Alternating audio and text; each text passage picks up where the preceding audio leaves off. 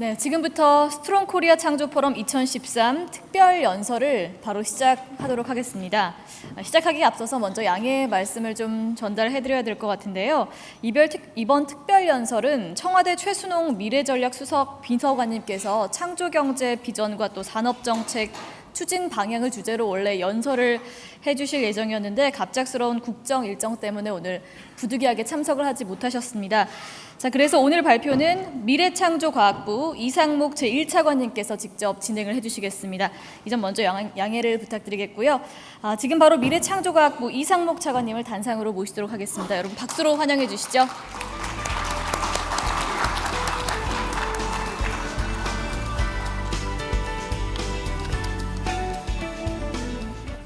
저 대탄 줄 알아서 막아놨습니다. 농담이고요. 사실은 그 창조경제 하면은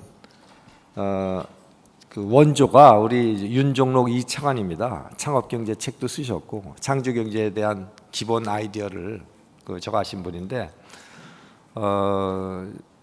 어쨌든 막 일정이 안 맞아서 제가 사실은 우리 윤종록 차관 대타로 제가 나온 겁니다. 사실 오늘 아까 오전에 토론회 하면서 제가 말씀을 드린 부분을 조금 더 자세하게 설명드린다 이렇게 이해를 하고 들어주시면 될 것 같습니다.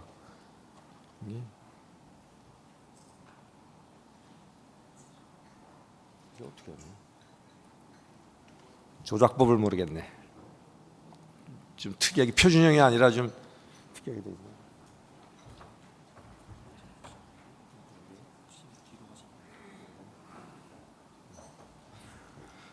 예, 오늘 제가 이렇게 말씀드린 내용은 추진 배경, 개념과 우리나라의 창조경제 여건, 또 창조경제 실현 전략, 민간협력 추진 체계 향후 일정 순으로 말씀드리도록 하겠습니다.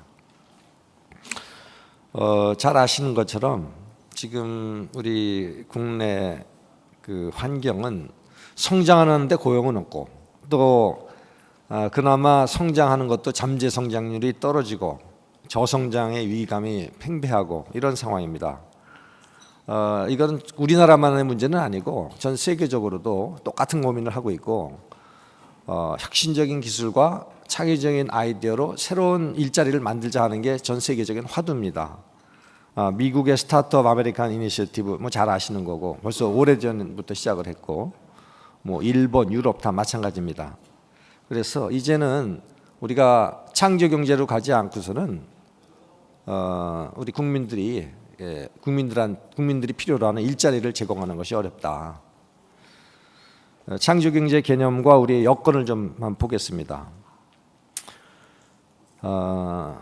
아까 오전에도 제가 말씀드렸지만은 과학기술은 경제가 될 수 있어도 경제는 과학기술하고 잘 연결이 안 됩니다. 최근에 우리가 경제가 제대로 새로운 산업을 만들고 새로운 일자리, 질 높은 그 일자리를 만들려면은 과학기술이 들어가지 않고는 안 된다. 모든 분야에 과학기술과 ICT를 접목시켜서 좋은 일자리, 없던 일자리를 만들어내는 것이 중요하다. 그래 개인과 기업, 정부 모든 갖고 있는 모든 창의적인 자산을 신시장 창출과 또 기존 산업 강화 쪽으로 몰고 나가는 게 바로 창조경제다. 그래서 좋은 일자리가 많이 나올 수 있도록 정부는 공정한 경쟁의 룰을 만들어주고 또 기업이 담당하기 힘든 이런 부분들에 대해서는 정부가 세계화를 지원해 준다든지 세제 혜택이라든가 여러 가지 창업할 수 있는 환경을 만들어주는 것이 창조경제다. 그렇게 말씀을 드리겠습니다.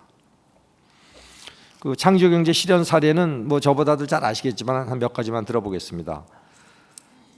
아이디어가 바로 창업으로 연결되는 꼭 기술이 없어도 됩니다. 출력물 그러니까 이제 우리가 학생들이 그 카피를 할 때 그 카피하는 것이 경제적인 부담이 될 수도 있는 부분인데 카피 아래 위에 출력물 아래 위에 기업 광고를 넣어서 카피하는 사람은 광고를 보고 또 광고를 보면서 무료로 출력을 하니까 서로가 도움이 되는 거죠. 이것도 단순한 아이디어지만은 이 아이디어를 생각하는 사람은 이거 하나의 창업으로 연결될 수 있는 그런 부분이고, 스마트십 이 부분은 우리가 세계적인 조선 1위국이었는데 중국한테 2009년, 2010년도, 9년도, 10년도 이때 1위를 뺏겼습니다.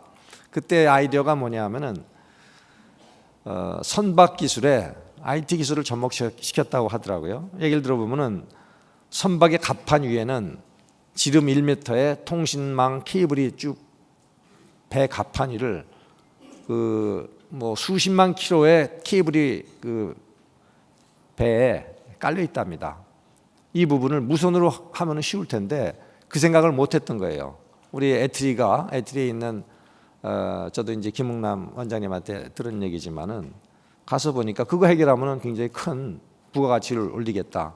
1년 반 만에 그 기술을 개발을 해서 배에다가 적용을 시켰더니 선박 통합 통신망이라는 기술을 통해서 우리의 경쟁력이 다시 올라가더라. 그래서 중국한테 빼앗겼던 1위를 다시 되찾은 적이 있는데 지금은 이제 모르겠습니다. 그게 한 2, 3년 전의 얘기고, 시뮬레이터 기술을 우리 국민들 골프 좋아하니까 골프에다 접목을 시켰더니 3D 기술이 그것을 창업으로 연결시킬 수 있는 그런 것이 되더라.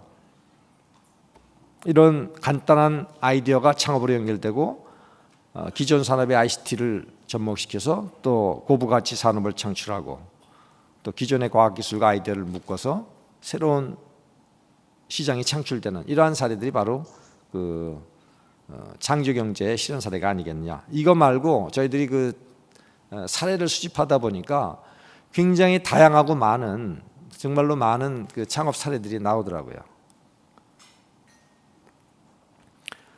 우리 창조경제 여건을 좀 보겠습니다. 우리의 과학기술과 ICT 역량은 굉장히 높습니다. 논문 특허 횟수 세계적인 수준이고, 논문은 양적으로는 세계 10위권, 질적으로는 좀 떨어집니다. 한 30위권이라고 하고 있고, 특허는 세계 3위, 4위 그렇습니다. 근데 이제 기술무역 수지는 저희가 계속 마이너스입니다. 2009년도 마이너스 48억 불, 2011년도 마이너스 58억 불. 그리고 이제 공정한 경쟁의 룰, 이런 측면에서는 대기업과 중소기업 간의 이런 상생 협력, 이런 거는 굉장히 성숙되지 않습니다. 그리고 창의력과 상상력, 교육열은 높은데 이쪽 부분도 저희가 굉장히 취약한 것 같습니다. 창업과 융합, 창업과 성장과 재도전을 할 수 있는 그런 환경도 역시 저희들이 굉장히 취약합니다. 그리고 분야 간의 교류, 융합, 이런 부분들도 앞으로 우리가 해야 될 부분이 많은 것 같고요. 세계화 역시 우리 기업들이, 대기업을 뺀 대부분의 기업들은 아직 국내에서 머물고 있다. 그래서 창업할 때부터 국내 시장이 아니라 우리 중소기업들도 해외 시장을 바라보고 할 필요가 있겠다. 전반적으로 우리의 창조경제 여건은 굉장히 취약한 것 같습니다. 이거는 우리가 좀 벤치마킹할, 그대로 적용은 안 되겠지만은 창업하면은 이스라엘이라고 합니다. 그래서 참고 자료를 그냥 붙여놨고요. 그러니까 인구 800명당 한 명이 창업을 한다고 하고 벤처 캐피탈이 굉장히 잘 발달돼 있고, 저희가 여기서 좀 배울 거는 좀 배워야 될 것 같습니다. 그리고 독일 같은 경우에는 잘 아시는 것처럼 중소기업이 강한 나라 아닙니까? 중소기업이 강하고, 암만 유럽이 어렵고 세계 경제가 어려워도 독일만큼은 단단하게 버텨주고 있는데, 그 원인이 무엇인지 결국은 중소기업과 대기업 간의 상생 시스템이 잘 돼 있다. 그런 부분들을 저희가 좀 벤치마킹을 좀 해야 될 것 같습니다.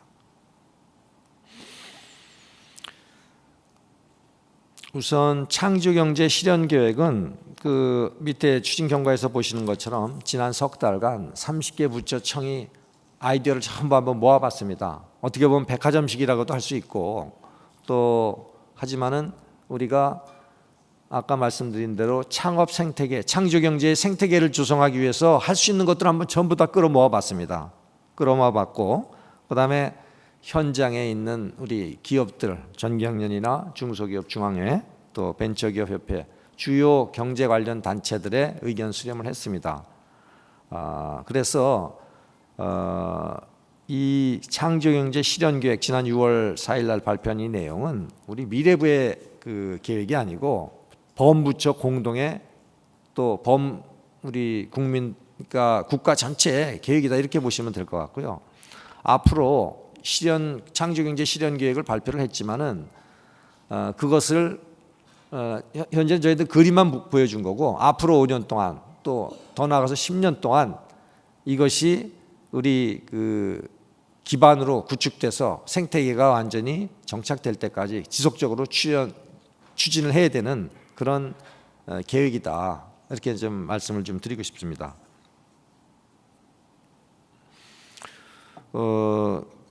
이번에 저희가 창조경제 이 계획을 수립하면서 각 단체로부터 의견을 수렴한 그런 내용이 되겠습니다. 참고해 주시기 바라고요. 창조경제를 통한 국민 행복과 희망의 새 시대를 실현하자는 비전 하에서 일자리 창출, 또 창조경제에 대한 글로벌 리더십 강화, 또 무엇보다 중요한 게 창의성이 존중되고 발현되는 사회를 좀 만들자. 저는 이 말이 진짜로 우리가 추구해야 할 목표라고 봅니다. 이 목표 하에서 저희가 6개 전략, 그다음에 24개 과제를 지난번에 발표를 했습니다. 6개 전략을 하나하나 좀 설명을 드리겠습니다. 밑에 그 4번, 5번, 6번, 그러니까 도전 정신을 갖춘 창의 인재를 양성을 해야 되겠다. 아까 한양대학교 총장님 말씀하셨지만은 정말로 우리의 창의적인 우리가 그 정형화된 취업형 인재를 길러내는 게 아니라 진짜로 창의적이고 얼로 튈지 모르고 청개구리 같은 그런 창의적인 발상을 하는 인재를 좀 만들어야 되겠다. 그다음에 과학기술과 가장 기본이 되는 게 과학기술과 ICT니까 이 역량을 좀 강화를 해야 되겠다. 그러니까 아무리 우리가 음식을 잘 만들려고 해도 그 반찬의 재료가 좀 신선하고 좋아야 좋은 음식을 만들 수 있듯이 우리가 과학기술과 ICT의 기본 역량이 기본 역량이 있어야 그걸 토대로 우리가 다른 사업이나 산업이나 이런 부분들을 좀 잘 할 수 있지 않겠느냐. 그리고 창조경제 문화를 조성하고 그래서 창의성이 정당하게 보상받는 생태계를 조성하자. 결국 이 생태계가 구축이 돼야 정부가 어떠한 액션을 취해가지고 당장 현상적으로 창업이 되는 것 같고 일이 잘 되는 것 같이 보여도 정부 지원이 끊어지면 다시 원위치되는 이런 현상이 생겨서는 안 되겠다. 정부가 빠지더라도 민간 스스로 이 사회 시스템이 잘 굴러갈 수 있도록 하는 그런 걸 만들어주는 것이 필요하겠다. 그래서 벤처기업, 중소기업이 창조경제의 주역이 되고 또 미래 우리가 먹고 살 수 있는 성장 동력을 창출하는 것, 이 6가지 전략을 만들어 봤습니다. 우선 생태계 관련해서는 아까도 계속 나온 얘기입니다. 아이디어가 나와서 코스닥까지 가는데 10년이 걸린답니다. 그럼 10년 동안 기업 공개해서 10년 동안 그 돈을 대고 지켜볼 사람 아무도 없습니다. 아까 데스밸리라고 얘기했는데 엔젤 투자를 해서 창업한 사람한테 엔젤 투자를 했을 때 그 돈이 급하면은 3-4년 후에 취소할 수 있도록 해주든가. 제일 쉽게 하는 게 M&A입니다. 아니면 기술만 사든가. 기술 가치가 제대로 평가받고 그 기술이 제대로 팔렸을 때, 제값받고 팔렸을 때 이 사람은 그 돈을 받아가지고 다시 또 창업을 하고 또 다시 기술 개발을 하는 겁니다. 그래서 창업하고 아니면 이제 3-4년 조금이나 더 버틸 수 있어. 그러면 좀 더 한 4-5년, 3-4년 더 투자를 해서 코넥스 시장에 거기다가 받고 더 높은 값을 받고 팔 수 있는 그런 코넥스 시장도 이번 7월 달에 개설을 하려고 합니다. 10년 이 김대중 정부 때 코스닥 시장이 만들어졌다면 이번에는 그 중간 단계로서 코넥스 시장을 만들어서 투자한 자금이 한 6-7년 후에는 좀 회수될 수 있게 해주겠다. 그러니까 단계별로 창업하고 창업해서 그것이 성공을 하면은 자금을 회수하고 다시 또 도전할 수 있는 그런 환경을 만들어주는 거. 그게 벤처 창업 생태계가 아니겠느냐. 그래야 엔젤 투자도 빨리 또 새롭게 돈을 회수를 해야 또 다시 또 할 수 있는 그런 환경이 구축이 된다. 이제 그런 선순환 구조를 한번 그려봤습니다. 그리고 이런 것들은 어느 정부 한 부처가 할 수 있는 게 아닙니다. 모든 부처가 다 함께 참여해서 해야 되기 때문에 아까 말씀드린 대로 창조경제 실현 계획이 우리 정부 전체 계획이다 이렇게 말씀을 드린 겁니다.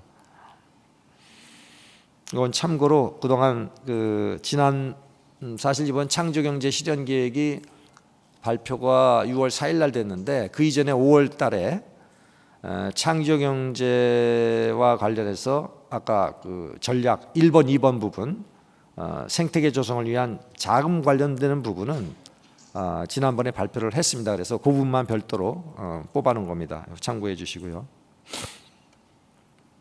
두 번째 전략이 이제 벤처 중소기업 창조경제 주요화입니다. 우선 그 글로벌 역량을 좀 강화를 시켜줘야 되겠다.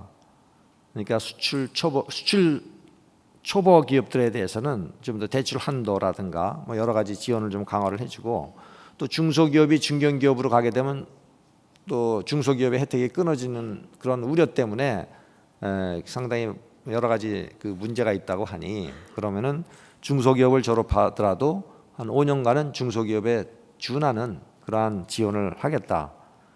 그리고 중견기업에서 더 큰 기업으로 갈 수 있도록 여러 가지 환위험 관리라든가 경영 컨설팅이라든가 기타 다른 서비스도 확대해서 중견기업을 또 히든 챔피언을 많이 키워내겠다 하는 게 이제 그 생각이고요. 그다음에 해외 진출을 할 수 있는 그런 역량들을 우리가 모든 부처가 갖고 있는 또는 모든 공공기관이 갖고 있는 해외 인프라를 활용을 해서 지원을 해주자.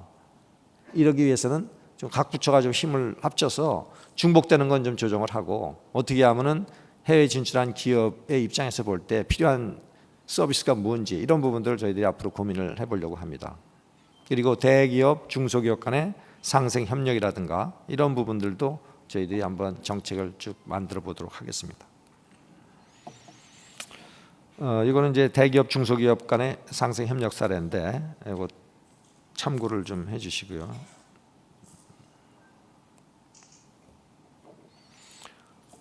세 번째는 이제 신산업 신시장 개척을 위한 성장 동력의 창출입니다. 우선 신산업 및 신시장 창출 부분에 있어서는 우선 단기적으로 저희들이 성과 낼 수 있는 부분이 결국 소프트웨어하고 인터넷 부분입니다. ITC 쪽 부분이기 때문에 이쪽 부분에 대해서 우리가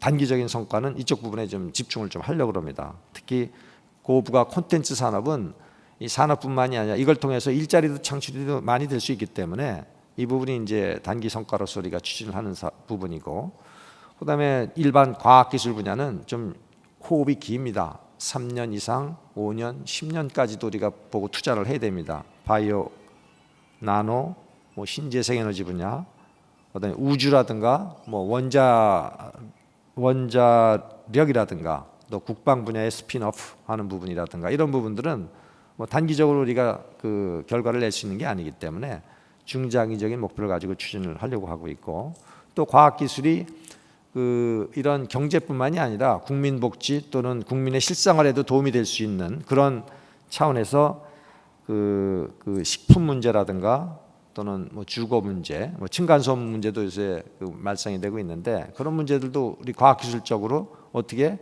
법 제도하고 연결시켜서 해결할 수 있는지, 그다음에 재해 재난 문제 뭐 이런 것들을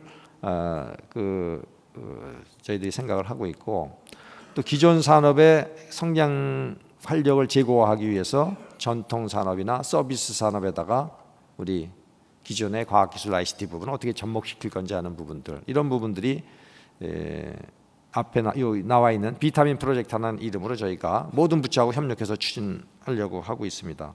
이 비타민 프로젝트 간단히 설명을 드리면은 그 과학기술과 ICT를 모든 산업에 다 접목을 시킬 수 있다는 겁니다. 우리가 과거에는 과학 기술이 과연 뭐 얼마나 이 투자하는데 그냥 돈만 많이 들어가고 시끄럽고 요란스럽게만 하지 별로 도움이 안 되더라 하는 게 팽배했습니다.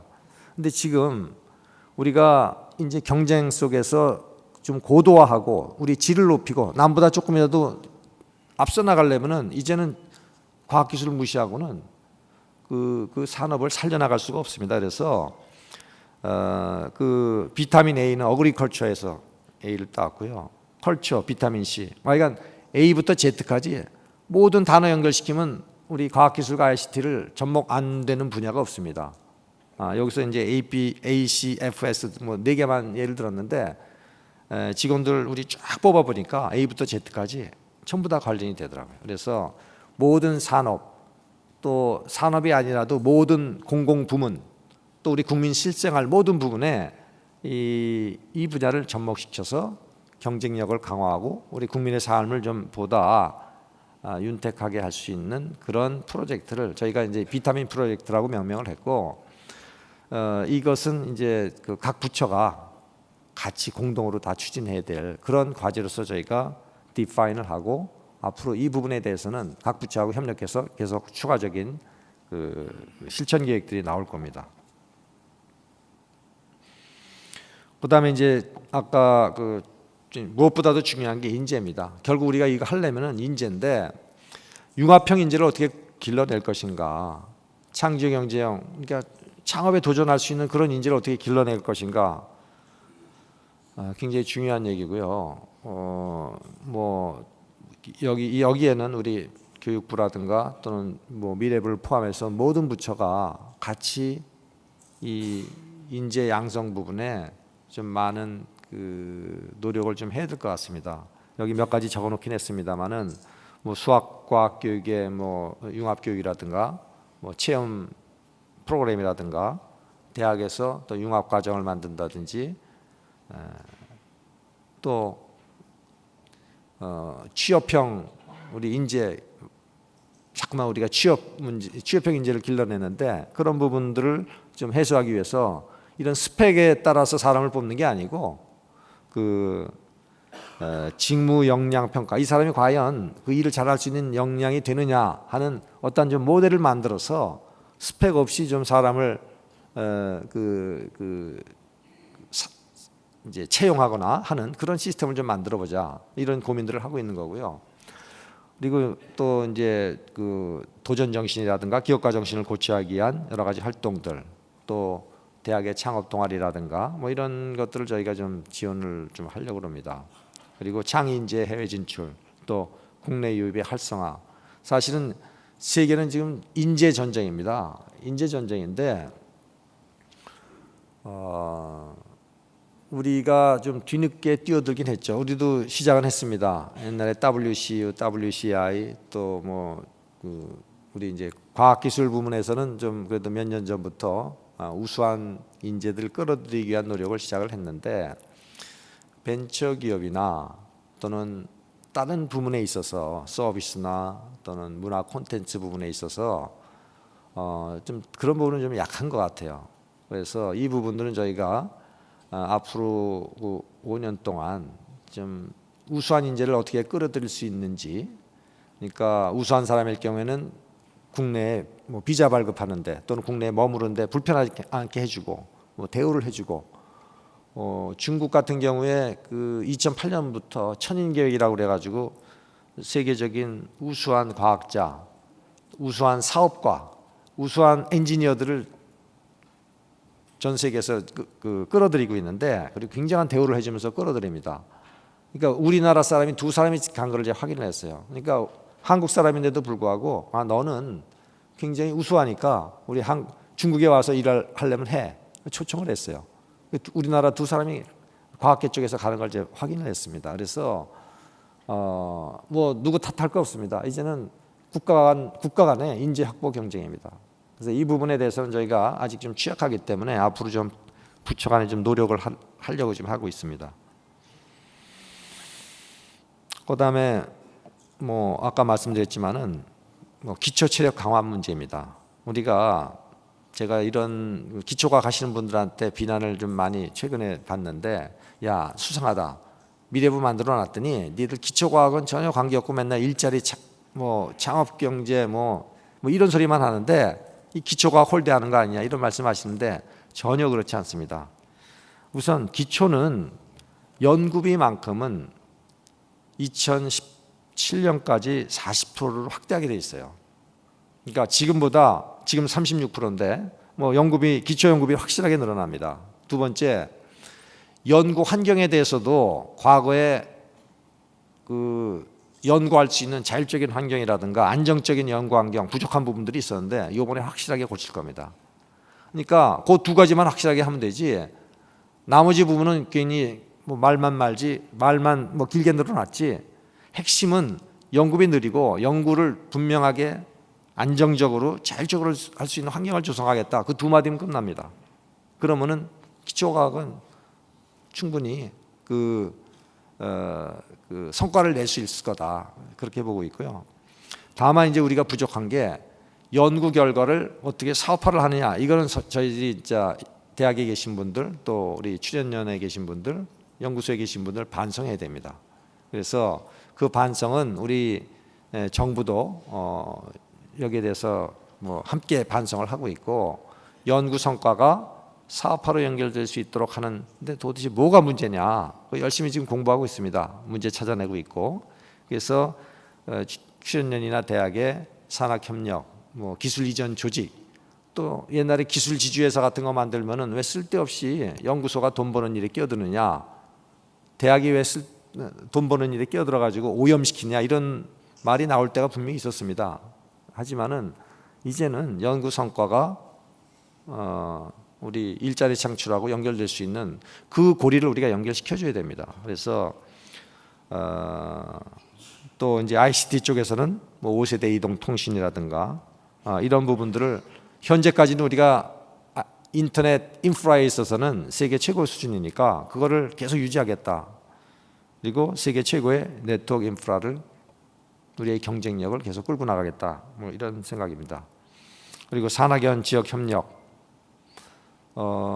우리 경제가 잘 되려면은 중앙도 중요하지만 지방도 정말 중요합니다. 전국 곳곳에 깔려 있는 우리 지역의 인프라들, 지역에 있는 중소기업들이 잘 될 수 있도록 우리 대학이나 출연연구소 모든 그 자산을 최대한 더 활용해서 지역에 있는 기업들이 원하는 게 뭔지, 그렇다고 해서 연구하시는 분들 보러 연구 안 하고 중소기업 도와주라는 얘기가 아닙니다.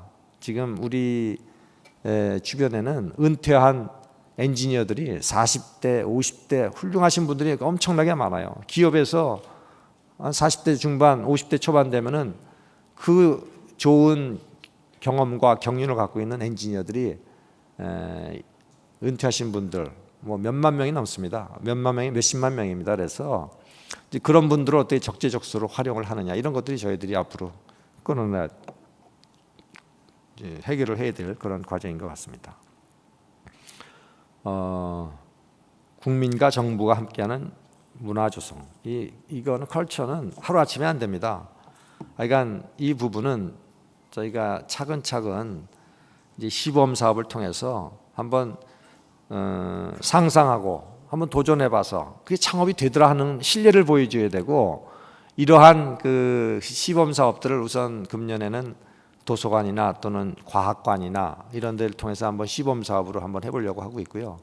내년도 이후에는 좀 더 확산을 시키려고 합니다. 우선 온라인으로는 그 창조경제 종합 포털을 하나 구축을 이번에 했습니다.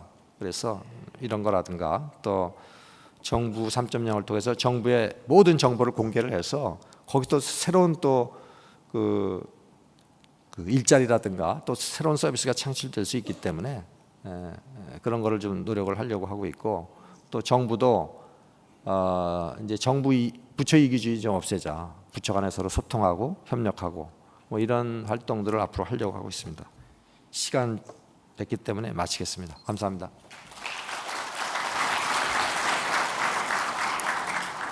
네, 이상목 차관님 발표 감사드립니다.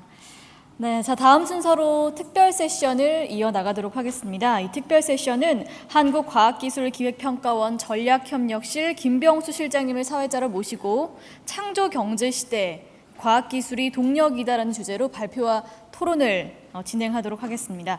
김병수 실장님과 또 토론자 여러분들을 단상으로 모시겠습니다.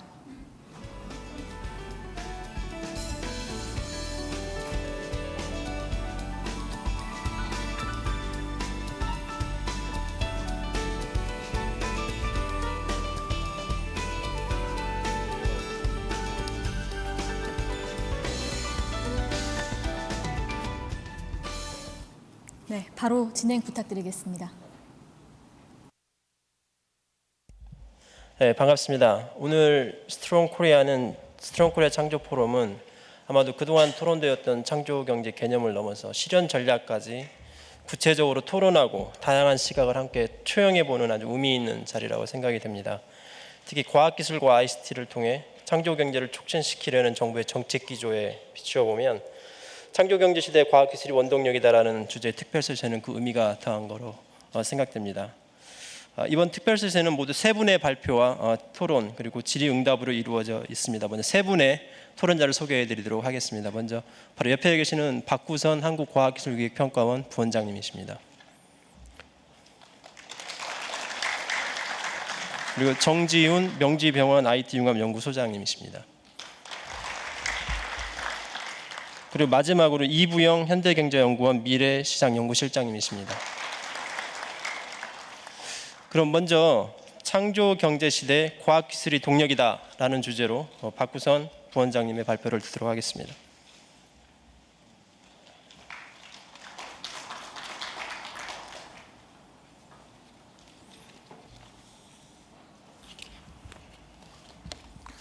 예, 방금 소개받은 한국과학기술기획평가원 부원장직을 맡고 있는 박구선입니다.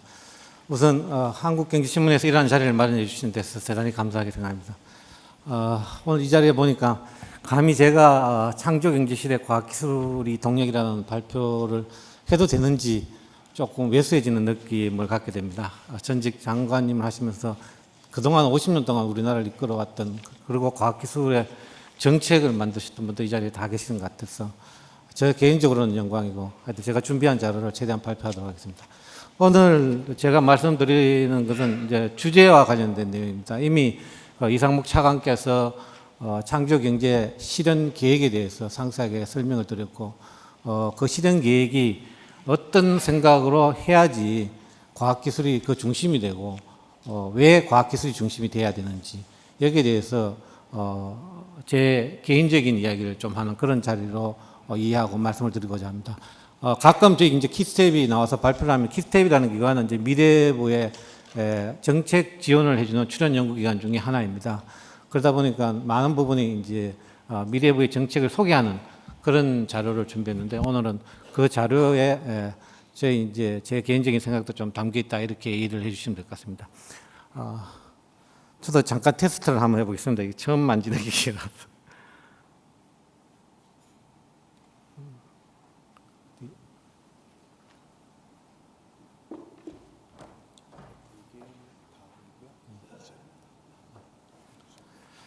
예, 배웠습니다. 오늘 제가 말씀드리는 것은 우선 그러면은 과학기술이 정말 창조경제 시대의 동력이 될 수 있는 건지 아마 우리가 지나온 과학기술 자체를 한번 회고를 해보는 것이 중요할 것 같고요. 그러고 난 뒤에 과연 그러면은 정말 과학기술이 그동안 동력이었다면 앞으로도 과학기술이 창조경제와 같은 큰 패러다임의 동력이 될 것인지를 살펴보고 마지막으로 그렇게 하려면 어떤 구체적인 실행 전략을 좀 고민해야 되는지를 말씀드리는 그런 순서로 진행을 하도록 하겠습니다. 우선 지난 50년을 한번 회고를 해보겠습니다. 제가 50년이라고 말씀을 드린 것은 저희 처음 저희가 추진한 과학기술 기본 계획이 1962년도 경제진흥 5개년 계획이 봉안계획으로 만들어집니다. 그 시점이 62년이고요. 작년이 2012년인데 딱 50년이 지난 시점이었습니다. 그래서 저는 어떤 의미보다 작년에 577 이니셔티브의 기초연구비로 꼭 정부연구개발 사업의 방향을 터닝한 것이 굉장히 큰 의미가 있고 아마 이런 것들이 이번에 창조 경제의 어떤 밑거름이 되지 않을까 하는 생각입니다. 50년 전 잘 아시다시피 필리핀보다 저희들이 거의 한 6, 7배 못 살던 그런 시절이었습니다. 그렇지만 우리 선배님들은 이 과학기술에 대해서 굉장히 많은 고민을 하셨습니다. 뭐 일제시대 때부터 그 어려운 환경에서도 과학의 날이라는 것을 제정해서 과학기술의 진흥을 위해서 노력하신 분이 계시고요. 말씀드렸다시피 62년도에 비록 경제개발 5개년 계획이 봉안기획이었지만은 최초로 기술진흥 5개년 계획이라는 과학기술 중흥을 위한 계획을 수립했습니다. 이런 계획을 토대로 해갖고 66년도에 저희들이 원조로 받은 자금으로 키스트라는 대형 국책연구소를 설립하게 되고요. 그 다음에 과학기술 행정을 주관할 행정부처로서 과학기술처가 경제기원의 기술진흥국을 모토로 해서 발족이 됩니다. 이때 그 과학기술처를 만들면서 당시에 대통령께서 언론에서 발표한 내용이 있습니다. 그 내용을 살펴보면 크게 세 가지로 요약을 할 수 있다. 하나는 공업 입국을 하겠다라는 것이고, 다른 하나는 조국 건대를 하겠다라고 화두를 던지십니다. 이 화두 두 개가 제가 느끼기에는 5년 만에 만들 수 있는 화두가 아니고 상당히 먼 안목으로 그리고 꾸준히 한번 노력을 해보겠다라는 메시지를 담고 있습니다. 마지막 세 번째는 과학기술인을 우대하겠다라는 이야기입니다. 제 기억으로 정확히 맞다면은 당시에 제가 자료화면을 보니까 9시 뉴스에 과학기술처 발족 뉴스 시간이 약 1분 30초 정도 반영이 됩니다. 최근에 제 기억을 더듬어 보건데 9시 뉴스 시간에 과학기술에 대한 뉴스를 들어본 적이 있을까 하는 이런 회의를 가졌습니다. 아마 이런 것들이 우리 이공계 깊이라는 이런 다른 용어로 표현이 되지 않았을까 하는 그런 안타까움도 있습니다. 그렇지만은 굉장히 어려운 시점에 우리는 이런 꿈을 심었고 이 꿈을 이제 열정으로 옮기게 됩니다. 과학기술처에서 발간한 과학기술 40년사를 보면은 이 사례를 굉장히 중요하게 적시를 하고 있습니다. 1972년, 67년도부터 진행을 한 건데요. 아프리카 니제르 공화국에 우리가 기술 수출을 하게 됩니다. 아직도 이 나라에는 저희가 원조를 하고 있는 그런 형편인데 이 나라에 원조한 것이 72년입니다.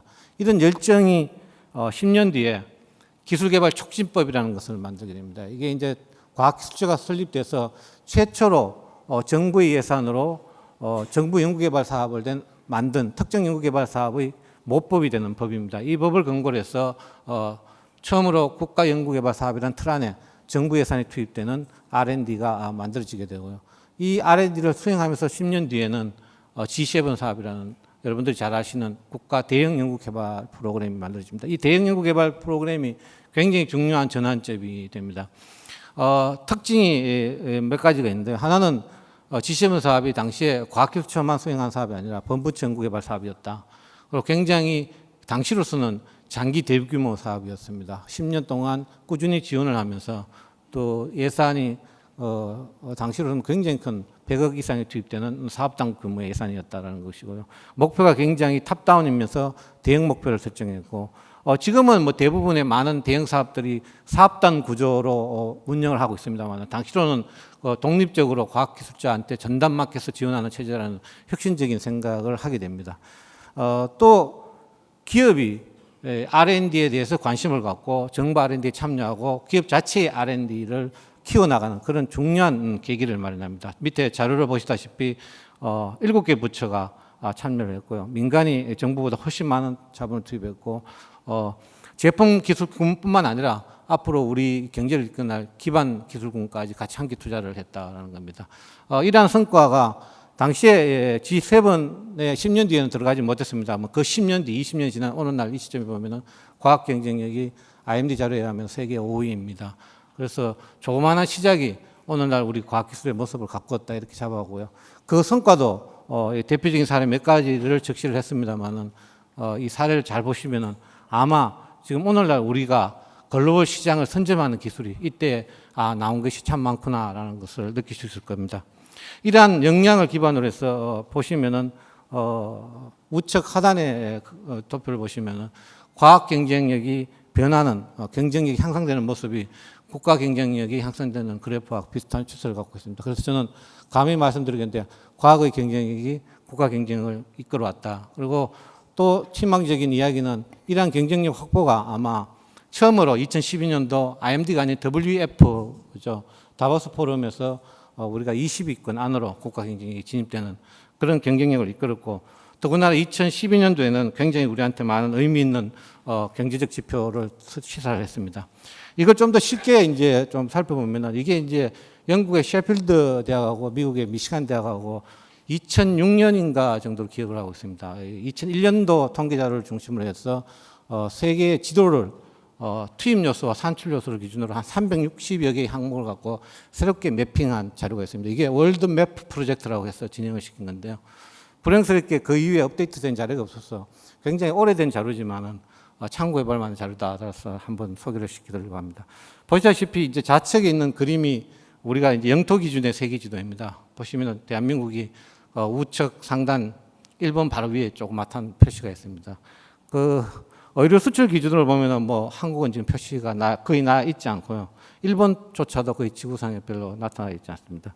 하단에 보시면은 이제 자원 수출 국가로서 보면 우리는 오히려 북한보다 더 작은 영토를 갖고 있습니다. 그럼에도 불구하고 우리가 지난 50년간 투입한 과학기술적 성과 중심으로 보시면은 우리는 대단한 영토를 가진 국가에 살고 있다는 것을 한눈에 알아보실 수 있을 것 같습니다. 그 우측 상단에 있는 이게 큰 검은 띠에 큰 감자처럼 생기는 위에 그림 보시면 이제 저희 대한민국이고요. 거의 북한은 표시가 없는 정도입니다. 투입뿐만 아니라 산출 요소 그리고 성장의 정도에 있어도 굉장히 큰 규모의 영토다. 그래서 과학기술적 입장에서는 엄청난 자부심을 갖고 살아야 되는 대국가에 계신다라는 자부심을 갖고 계셨을 것 같습니다. 이런 것들을 토대로 해서 이제 우리가 굉장히 많은 성취를 달성했죠. 뭐 경제 규모라든지 수출이라든지 수출입에서도 작년에 벌써 세계 7번째로 이제 1조 달러 규모로 진입을 했고요. 2050 클럽에 가입하는 등 많은 변화를 일으켰습니다. 이것도 뭐 잘 이해가 안 되실 것 같아서 좀 쉬운 현대 사진을 갖고 왔는데요. 좌측 하단에 있는 사진이 1978년도 제가 7, 8학번입니다. 78년도 압구정 현대아파트 세계동 지전 최초의 그림입니다. 이 그림이 우리 그동안 이런 성장의 모습으로 바뀐 것이 우측 그림이고요. 이게 코엑스를 중심으로 한 삼성동 사거리의 모습입니다. 그래서 이 정도로 그 큰 변화의 밑거름이 저는 과학기술이 그 동력이었다라고 믿고 있습니다. 그렇지만 현재 우리가 또 갖고 있는 숙제가 하나 있습니다. 잘 아시다시피 이미 소득 2만 불에 묶여 있는 지 거의 10년이 다 되었습니다. 그리고 이러한 모습을 탈출하는 데 필요한 전략이 아마 지금까지 걸어온 길이 아니라 새로운 길을 걸어야 가야 된다는 당면한 과제를 갖고 있다고 봅니다. 그래서 우리가 앞으로 진행시켜야 될 성장의 모델은 그동안에 성장해왔던 규모의 경제의 모델이 아니라 새로운 효율을 생산할 수 있는 새로운 가치를 만들 수 있는 경제 모델로 변수를 만들어서 성장을 해야 된다는 당면한 과제를 갖고 있다라고 저는 보고 있습니다. 그래서 아마 창조 경제라는 새로운 패러다임을 제시를 하지 않았나 생각을 하고 있습니다. 그래서 앞으로 저는 이렇게 걸어온 50년의 발자취는 제1의 과학기술 중흥이라고 봤고요. 앞으로 우리가 이번 정권에 만들어야 될 창조 경제의 밑거름과 앞으로 우리가 이끌어가야 될 다른 50년의 반세기는 제2의 과학기술 중흥을 만들어야 되지 않을까 하는 그런 생각을 해봤습니다. 왜 성장의 새로운 패러다임이 필요하냐라고 이제 많은 사람들이 이야기하는데요. 저는 이제 첫 번째로는 경쟁을 해야 될 요소가 좀 바뀌었다라고 보고 있습니다. 지금 두 그림이 클리브 리차드가 이화여대에 왔을 때 공연했던 아주 오래된 그림입니다. 아마 여기에 계시는 연세가 많으신 분들은 기억을 하실지 모르겠는데요. 가운데 있는 그림은 소녀시대 파리 공연을 했던 시대 그림입니다. 저는 이 두 그림을 쉽게 설명을 드리면은 투입 요소가 눈에 보이는 지식으로 보낼 수 있는 투입 요소로 우리가 성장한 모델의 정점이었다. 우리가 파리 공연을 마치고 성대에 마쳤을 무쯤에 나타난 것이 우리가 이제 소위 이 그림입니다. 싸이죠, 그죠?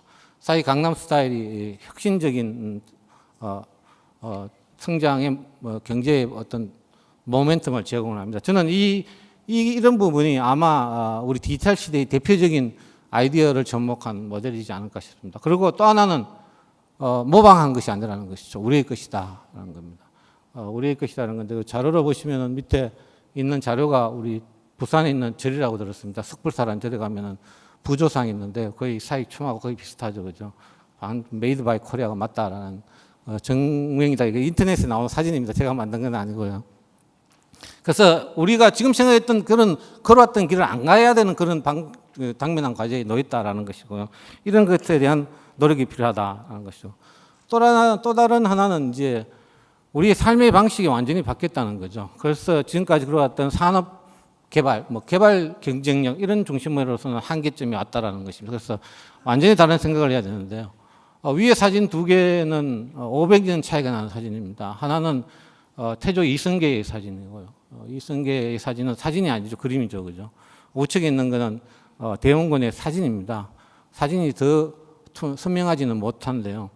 이 500년의 세월을 살았던 사람들이 500년 전에 태어났던 사람이나 500년 후에 태어났던 사람이나 크게 변화 없이 살아갈 수 있습니다. 모든 조건이 똑같기 때문에. 그래서 그 당시에 있었던 의식 주가 다 같습니다. 생활 수단이 같기 때문에 큰 불편함이 없었는데요. 60, 70년 전의 사진의 하단의 그림입니다. 이게 배제학당 입학식 사진이고 그 당시에 아마 돈 좀 있으신 분이 1900년대 초반에 타고 다녔던 에쿠스가 아마 조랑말 정도가 되지 않을까 싶습니다.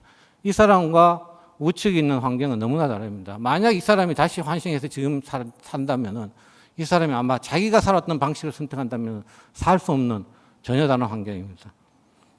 이미 우리는 그런 환경을 예측하고 과학기술인들이 만들었습니다. 65년도에 이정문 화가께서 우리 과학기술자들과 함께 그렸던 35년 뒤에 예측하는 상상입니다. 우리가 이런 저력이 있었기 때문에 이런 과학기술력이 있었기 때문에 아마 오늘의 경제, 그러니까 물질적 풍요를 이루었지 않을까 하는 생각입니다. 대부분 저는 다 맞췄다고 보고 있습니다. 하나 좀 틀린 게 있다면 수학여행을 로켓으로 가기로 했는데 이 부분 또 돈이 있으시면 가십니다. 한 30만 불 내면 간다고 들었습니다. 그래서 거의 대부분 맞추지 않느냐. 그래서 굉장히 우리가 저력 있는 국가였다라는 생각을 합니다. 이런 환경이 있었지만 또 다른 거는 이제 지금 앞으로 요구하는 환경은 다르다는 거죠. 그러니까 융합이라는 화두를 우리가 던진 지 벌써 한 5, 6년 된 걸로 알고 있습니다. 그런데 아직도 융합을 논하고 있다라는 건 우리가 좀 고민을 드렸지 않을까. 그래서 정말 융합을 하려면 뭘 해야 되느냐를 깊이 고민을 해야 됩니다. IT 베이스가 돼야 된다라는 그림이 있는데요. 만약에 모토로라가 IT 기술만 갖고 있다면 이 벽돌폰을 아직까지 그냥 벽돌로 쓰고 있었지 않았을까 생각합니다. 그런데 여기에 우리 과학기술력과 또 문화 이런 것들을 접목하다 보니까 스마트폰으로 진화했고요. 스마트폰이라는 환경은 지금까지 기대하지 않은 어떤 양질의 일자리를 창출했다라고 봅니다. 옆 좌측에 있는 그는 아이디어를 모토로 한 건데 이게 이제 뉴로스카이인데 이게 한국 분이 한 겁니다. 이영구 박사님이 실리콘밸리에 아마 뇌파 벤처로 알고 있는데 이분께서 뇌파 연구를 하시다가 만든 겁니다. 이 집중도 훈련기인데요. 머리에 이렇게 딱 쓰고 계시면은 집중이 이렇게 제가 강의하는데 집중을 안 하시면은 이 귀가 쫑긋하던 귀가 떨어진답니다. 이렇게. 그래서 수업을 들을 때 학생들한테 나눠주면은 저 학생이 내 강의를 열심히 듣고 있는지 안 듣고 있는지를 파악을 할 수 있다 그러는데 고가라서 오늘 다 준비를 못했습니다. 나중에 좀 싸지면은 제가 한번 테스트를 해볼까 하는 생각도 해봤습니다. 완전히 달라졌던 거죠. 그래서 일자리 창출하는 방식도 생각하는 것도 달라져야 됩니다. 패러다임이 달라져야 되고 경제의 화두도 달라져야 된다는 겁니다. 그래서 좀 더 쉽게 제가 말씀을 드리면은 위에 500원짜리 그림은 여러분들도 잘 아실 겁니다. 정주영 회장께서 울산 조선소를 만들 때 영국의 애플도사에 가서 설명했던 자료입니다. 당신네들보다 우리가 한 300년 일찍 철갑선을 제조를 했는데 우리가 지금 조선을 못하고 있는 이유는 그동안 쇄국 정치에서 개방이 안 됐기 때문이다. 만약에 좀 도와주면 하겠다라는 그림입니다. 그게 중요한 게 아니라 화폐의 기준이 좀 한번 보십시오. 위에는 우리가 갖고 있는 물질적으로 보이는 걸 갖고 만들 수 있는 모델입니다. 거북선이. 밑에 있는 화폐는 5만 원권은 드디어 이제 컨텐츠가 나타나게 됩니다. 매화가 나옵니다. 매화가. 그래서 우리의 앞으로의 일자리도 아마 이런 쪽으로 그러니까 도전적인 것뿐만 아니라 좀 더 창조적인 이런 생각을 하는 일자리를 만들어야지 우리가 지금 제조업 일자리 부족해서 전체적으로 일자리 수가 모자라는 건 아니지 않습니까? 그죠? 하고 싶은 일자리가 부족하기 때문에 모자라는 겁니다. 그 하고 싶은 일자리를 거북선 만든 시대의 일자리를 만드시면 안 되고 매화 신사임당이 만든 일자리로 만드셔야 된다는 것입니다. 이 신사임당 또 이야기 말씀을 드리니까 한국 경제를 주름 잡고 계시는 분이 다 성균관 출신이라고 그럽니다. 화폐에 다 성균관이 나오셨고요. 신사임당께서 왜 성균관 출신이냐고 했더니 성균관대학교 학부형이시랍니다. 그래서 다 성균관 출신이다 이렇게 표현하시는 분도 있습니다. 이걸 이제 지난 그 한경에서 시리즈로 창조경제는 무엇이다라고 이야기를 했을 때 와닿는 문자가 있습니다. MP3 특허 갖고도 무너진 한국이 있으면 반면에 아이폰 모서리 갖고 로열티 챙기는 미국이 있다. 이게 아마 말씀드렸던 그 매화의 그림과 같은 생각을 갖고 접근을 해야 되지 않을까 하는 생각을 해봅니다. 이런 것들이 이제 우리 신정부가 출범하면서 창조경제라는 화두를 던진 걸로 저는 그렇게 이야기하고 있습니다. 창조경제라는 것이 정부 출범하면서 굉장히 많은 논란이 됐는데요. 제일 먼저 정리된 게 지난 4월 달에 이것도 아이러니합니다. 미래부의 업무복을 맡는 게 아니라 미래부가 좀 늦게 출범하다 보니까 먼저 기획재정부와 금융위원회의 업무복을 받으면서 정리를 좀 합니다. 2달여 동안 갑론을 박았던 창조경제에 대해서 명쾌하게 패러다임이 전환이다. 상상력과 창의력이 가치를 만들고 일자리를 창출하는 것이다. 그리고 도전하고 실패하는 것이 용납되는 이런 것들을 하는 새로운 문화를 만들어 나가는 것이다라고 명쾌하게 정의를 합니다. 이러한 정의들을 토대로 해갖고 이제 저희들이 뭐 여러 가지 자료를 준비하면서 정책적 지원을 했었고요. 결론은 이렇습니다. 창조경제라는 것이 뭐 이번에 우리 정부가 들어와서 새롭게 만든 그런 용어는 아니었다. 그러니까 지난 10여 년 전부터 일찍 많은 논란을 되었고 거기에 대해서 다양한 시각의 어떤 정의가 있었고요. 거기에 대해서 우리가 우리 나름대로의 어떤 창조경제의 어떤 그 정의를 한번 했다. 그리고 한국에 맞는 한국적인 스타일의 창조경제 모델을 찾고자 했다는 것입니다. 그래서 이런 부분을 바탕으로 해서 미래부가 이제 설립되면서 VIP 업무복을 하고 그걸 기준으로 해서 2014년도에 처음으로 창조적 마인드가 접목되는 정부 연구개발 사업 투자 방향에 대한 어떤 설명회가 있었습니다. 거기에 나온 이야기들을 잠깐 살펴보면은 앞에서 이상목 차관께서 발표하신 내용과 거의 이제 발전되는 과정을 좀 이해를 하실 수 있을 것 같습니다. 우선 업무보고 때는 이런 이야기가 있었습니다. 다양한 창조의 씨앗을 만들어야 된다. 그러면서 그 씨앗을 만들기 위해서는 기초 연구에 투자를 하고 융합 인재를 양성하고 도전적 R&D를 할 수 있도록 하자. 그리고 소프트웨어와 컨텐츠에 있어서 우리가 글로벌 강국이 한번 되어보자. 그리고 국민적 아이디어가 창업으로 이어지는 그 사업화되는 이런 토양도 배양을 해야 된다. 그리고 중견 중소기업을 장려하고 지식재산이 보호 활용되는 선진적인 시스템을 구축해야 된다라는 것이고요. 2014년도 연구개발 투자 방향도 이를 뒷받침할 수 있는 연구개발, 이러한 기술을 개발할 수 있는 연구개발, 그리고 이러한 역량을 강화할 수 있는 연구개발, 그리고 그 환경을 좀 선진하자라는 데 초점을 맞췄습니다. 해서 이제 창조경제 실현 계획을 발표를 6월 5일 날 했습니다. 거기에 이제 내용을 보시면은 상세한 내용은 이미 다 설명이 됐기 때문에 가름을 하기로 하고요. 거기에 이제 표를 보시면 이제 현대경제연구원에서 발표한 자료를 갖고 인용을 했는데 좌측 상단이 창조경제 역량 종합 지수입니다. OECD에서 발표한 건데요. 저희가 한 20위 정도로 되어 있고요. 아직 선진국보다 상당히 부족한 모습을 보여줬고 중간 하단에 보시면 문화자본이라는 지표가 있습니다. 다른 지표보다 상당히 많이 차이 나는 부분을 보실 수 있겠습니다. 이러한 부분에 대해서 과학기술 쪽에서도 좀 이렇게 관심을 가져야 될 부분이 아닐까 하는 생각을 해봅니다. 그러면 이제 과학기술은 어떤 전략을 구체화시켜야 되느냐 하는 우리의 당면 과제가 갖고 있습니다. 과연 50년을 잘 이끌어왔고 또 50년을 이끌어가야 될 동력에는 과학기술이 맞다라는 것을 우리가 분명히 했다면 그러면 과학기술은 어떤 전략을 세워야 될까 하는 건데요. 우선 선진국들의 사례를 보면은 두 가지로 좀 요약을 할 수 있습니다. 시사점이 서비스업이 굉장히 커지고 있다라는 하나가 있고요. 다른 하나는 경제 구조를 고도화한다. 그러니까 그동안에 있던 경제 구도가 아니라 경제 구도가 성장 잠재력을 높이고 혁신이 커지면서 양적인 성장도 같이 일어나는 그런 고도화 전략을 쓰고 있다는 것입니다. 저희는 이제 양적인 성장을 계속 하고 있습니다만 두 후자 부분 혁신과 성장 잠재력은 정체 또는 조금 축소되는 그런 모습을 갖고 있습니다. 이런 과제를 풀어야 된다라는 것이고요. 사례로 핀란드 사례를 많이 드는데 만약에 이제 이 핀란드가 노키아를 다시 활성화시키기 위해서 열심히 했다면 굉장히 어려움을 계속 지금 뭐 좋은 의미는 아닙니다만은 유지하지 않을까. 그런데 노키아에 대한 생각을 좀 버리고 거기에 대한 성공과 실패의 정보를 공유하는데 정부가 신속하게 대응을 해갖고 젊은이들이 마음껏 창의를 발휘할 수 있도록 해서 새로운 중소 중견의 모델을 만듭니다. 모바일 게임 업체를 새로운 경쟁 수단으로 해서 핀란드가 다시 침체된 경쟁을 활성화시켰다는 사례가 있습니다. 이런 것들을 볼 때 창조적인 생각 그리고 일자리의 방향이라는 것이 만약에 이제 뭐 제조업 중심으로 했다면 핸드폰을 더 저가에 만들거나 뭐 이렇게 전략을 했을 겁니다. 그것이 아니라 새로운 생각을 했다는 것이고요. 우리 연구개발 현황은 안타깝게도 상당히 이런 부분을 아직은 쫓아가지 못하고 있습니다. 투입적인 측면에서는 뭐 GDP 대비 4.02%라서 세계 2위입니다. 1위가 이스라엘인데요.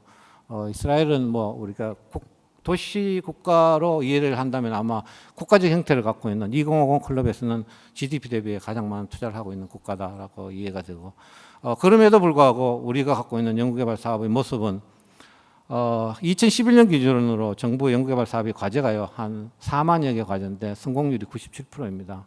그러니까 R&D를 하는데 성공률 97% 대단한 국가입니다. 그런데 기술 무역 수지는 매년 적자 폭이 늘었어요. OECD 비교 가능한 국가 중에 꼴찌입니다. 34개 중에 꼴찌고 57억 달러의 적자를 갖고 있습니다. 분명히 문제가 있는 것입니다.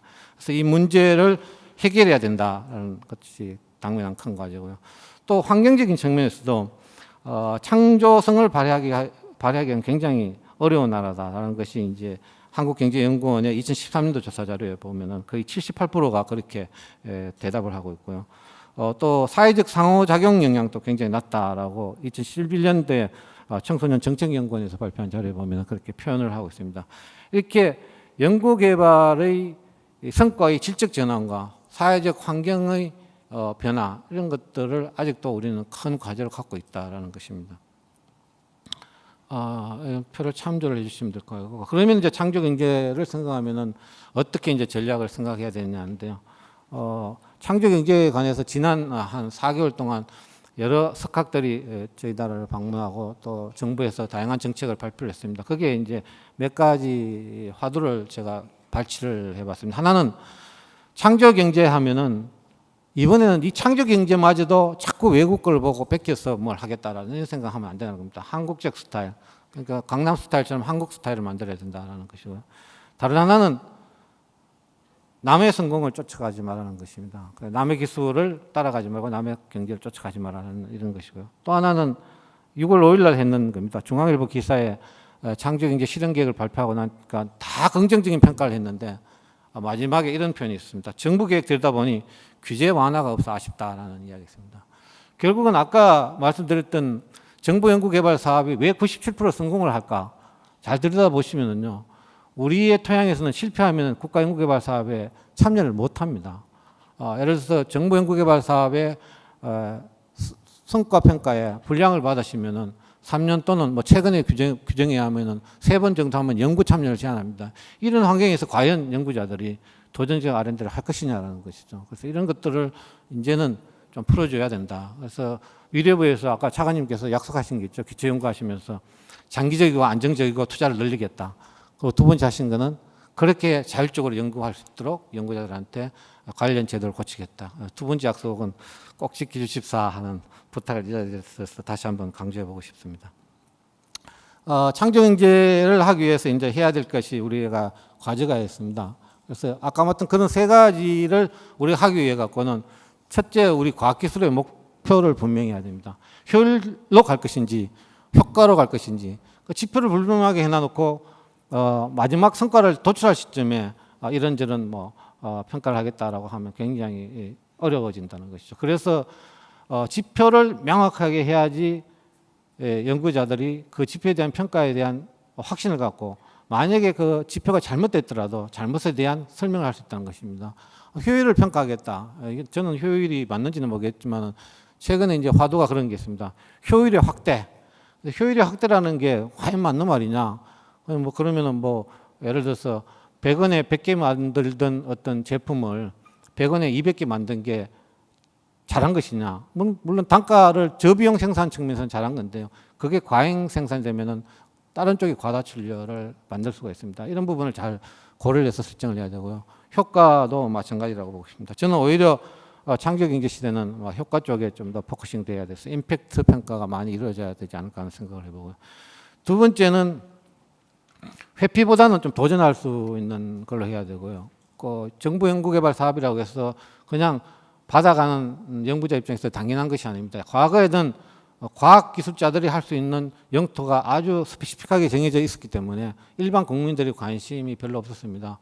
불행스러운 사례인지 모르지만은 황모 박사님께서 줄기세포 사례를 통해서 우리 국민들의 과학기술에 대한 인식은 굉장히 높아져 있습니다. 그래서 이제는 과학기술만의 바탕이 아니라 국민들이 이해할 수 있는 바탕 속에서 도전할 수 있는 그런 환경이 돼야 된다는 것이고요. 이 도전 환경 안에서는 막연히 융합이라는 것이 아니라 정말 융합의 어떤 방향성을 갖고 R&D를 할 수 있는 그런 방향이 제시돼야 된다는 것입니다. 융합이 그냥 1과 1이 합쳐져서 2가 되는 것이냐, 아니면 1과 2가 합쳐서 무한대를 지향하는 것이냐, 아니면 또 다른 3이라는 모델을 만들 것이냐, 이런 것을 분명히 제시하고 해야 된다는 것이고, 세 번째는 이제 제도와 관련된 건데, 아름다운 실패를 성공의 과정으로 이해하는 문화를 키워야 된다는 것이죠. 최근에 이제 우리 국가연구개발 사업이 상당히 대형화되면서 굉장히 많은 성과도 있지만 거기에 대한 문제점도 갖고 있습니다. 보시다시피 그 불확실성, 돈이 많이 투입되니까 뭔가 분명한 성과를 내라는 요구가 있고요. 그러다 보니까 비용을 자꾸 늘려야 되는 그런 부담도 생기고, 돈이 많아지니까 여러 이해관계가 참여하게 됩니다. 그러면 과제수가 늘어나고 관리의 문제가 발생할 수 있고요. 최근에는 뭐 국가연구개발사업 단위 프로그램이 100억 이상 되니까 이제는 뭐 지역에서도 관심을 갖고 온 지역 정치권을 다 이렇게 로비스트로 활용해서 또 이렇게 나눠먹기식 하는 이런 문제도 갖고 있습니다. 그래서 이런 것들을 잘 정리해서 실패에 대한 명쾌한, 실패가 아니라 성공의 과정이었음을 설득할 수 있는 그런 환경을 만들어줘야 된다는 것입니다. 이런 것들을 토대로 해갖고 제가 보기에는 이제 지금 준비하고 있는 과학기술 제3차 기본계획이 매우 중요하다고 봅니다. 62년도에 처음 과학기술 기본계획이 첫 모델이 만들어졌는데 왜 갑자기 3차로 돌아갔느냐. 3차는 과학기술 기본법을 만드는 해 그 다음부터 과학기술 기본계획이라는 공식 명칭을 법률적으로 사용했고요. 그런 법률적인 용어를 사용하면서 세 번째 만들어지는 계획입니다. 역사적으로 보면은 577 이니셔티브 과학기술 기본계획이 제10차 과학기술 기본계획이었고요. 이번에 만들어지는 3차 계획은 제11차 과학기술 기본계획입니다. 앞에서 말씀드렸다시피 50년을 잘 이끌어왔다면은 이번에 만들어지는 것은 다른 50년 중요한 굉장히 중요한 의미 있는 계획이다. 저는 이렇게 보고 있습니다. 3차 과학기술 기본계획의 방향과 비전에 대해서는 오늘 제가 설명드리는 것보다 내일 서울교육문화회관에서 3차 과학기술 기본계획에 대한 공청회가 있습니다. 그래서 여기 참석해 주신 많은 방청객 및 전문가께서 다시 내일 참석하셔서 고견을 내주시면은 잘 다듬어진 3차 과학기술 기본계획이 만들어지지 않을까 하는 기대를 해봅니다. 제언적 제가 말씀드립니다. 결론적. 그러면 국가연구개발사업은 구체적으로 어떤 방향을 갖고 무엇을 준비해야 되는 것이죠. 정부가 예산을 투입하고 연구개발 사업을 만들 때 가장 성공적인 모델은 저는 많은 프로그램 중에 성공적인 모델이 G7 사업이라고 감히 말씀을 드릴 수 있을 것 같습니다. 현재 국가연구개발 사업은 거의 모든 부처가 참여를 하고 있고요. 프로그램 수로는 한 500여 개 프로그램이 있습니다. 뭐 여러분들이 잘 아시던 대학에 지원되는 BK21 사업이라든지 또 출연연이나 기업에 지원되는 프론티어 사업이라든지 뭐 등등 이런 사업들이 500여 개의 프로그램이 있고요. 그 중에 아마 아주 모델이 된 G7 사업입니다. 그 G7 사업이 과학기술 글로벌 경쟁력 7으로 가자라고 목표를 설정하고 우리가 20년 전에 노력한 사업이라면은 앞으로 우리가 지향할 사업은 포스트 G7이 다시 한번 기획해야 될 시점이 되지 않을까 하는 생각을 해봅니다. 이 포스트 G7은 글로벌 과학기술 경쟁력을 목표로 하는 것보다는 저는 창조력 경쟁력을 G7 수준으로 올려보자라는 것이죠. 그래서 저는 이걸 C7, 크리에이티비티 7이라고 이렇게 명명을 한번 해봤는데요. 이런 사업이 이제 우리가 한번 해봐야 되지 않을까. 지금까지 말씀드렸던 그런 모든 내용들을 담은 프로그램이 필요하다는 거죠. 그래서 간단히 한번 비교를 해보면은 이렇습니다.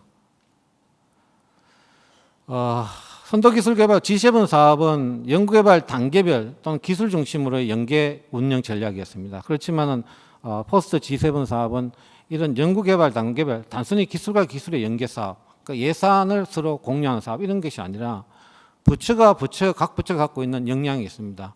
예를 들어서 미래부가 기초과학 국가 대형 연구 사업을 추진해서 나온 성과라면은 이 성과가 산업화되기 위해서는 반드시 통상산업자원부의 지원이 제도적 지원이 필요하고요. 통상산업자원부의 제도적 지원뿐만 아니라 창업기업의 활성화를 위해 갖고는 기획재정부의 다른 조세 금융제도가 또 필요합니다. 이렇게 부처 간에 각자가 갖고 있는 역량을 융합할 수 있는, 그러니까 부처가 국가연구개발, 정부연구개발사업의 성과를 사업화할 수 있는 각자의 갖고 있는 특유의 역량을 융합할 수 있는 그런 환경이 되어야 된다는 것이고요. 대기업 중심보다는 오히려 중소기업 중심의 참여를 넓혀야 된다. G7은 대부분 대기업이었습니다. 이게 또 다른 중요한 건데요. 저희가 G7 사업 위에 대형 장기 사업이 있었습니다. 매 정권마다 대형 장기 사업을 만들었습니다. 그래서 제가 기억하기로는 노무현 정권 때는 차세대 성장 동력 사업이라는 걸 만들었고요. 지난 정부에서는 신성장 동력이라는 사업을 만들었는데 5년 단위로 하고 말아버렸습니다. 그러니까 그 다음으로 연결이 안 되는 거예요. G7 사업은 10년으로 연결이 됐습니다. 그래서 이게 포스트 G7 사업은 이거와 관계없이 정권과 관계없이 연결될 수 있는 소위 말해서 이제 대못을 한번 박는 그런 사업이 좀 됐으면 좋겠다라는 생각이고요. 그다음에 과거에 민간의 R&D 투자를 확대하는 전략이었다면은 이번에는 민간의 창조적 역량을, 도전적 역량을 키워나가는 그런 사업이 돼줘야 된다는 것이고요. 탑다운의 사업이 아니라 바텀업 사업이 돼야 되고, 과학기술자 주도의 사업단 중심의 어떤 연구관리의 효율보다는 컨소시엄 중심의 민간이 주도하는 성과가 새로운 가치를 창출하고 일자리를 창출하고 경제와 연계될 수 있는 그런 사업이 돼야 될 것이다 라고 한번 제안을 해봅니다. 그래서 구상되는 C7 사업은 이게 세 가지 큰 모멘텀을 가져줘야 되는데, 하나는 창조적 R&D를 해야 됩니다. 그동안 굿 프로덕트는 많이 생산을 했는데요. 앞으로는 그게 부족하다는 거죠. 그레이트로 변화를 해야 된다는 것입니다. 좋은 것으로는 이미 경쟁력을 갖기가 좀 어려운 환경이 되었고요. 좀 더 위대한 경쟁력을 갖는 쪽으로 가야 된다는 것입니다.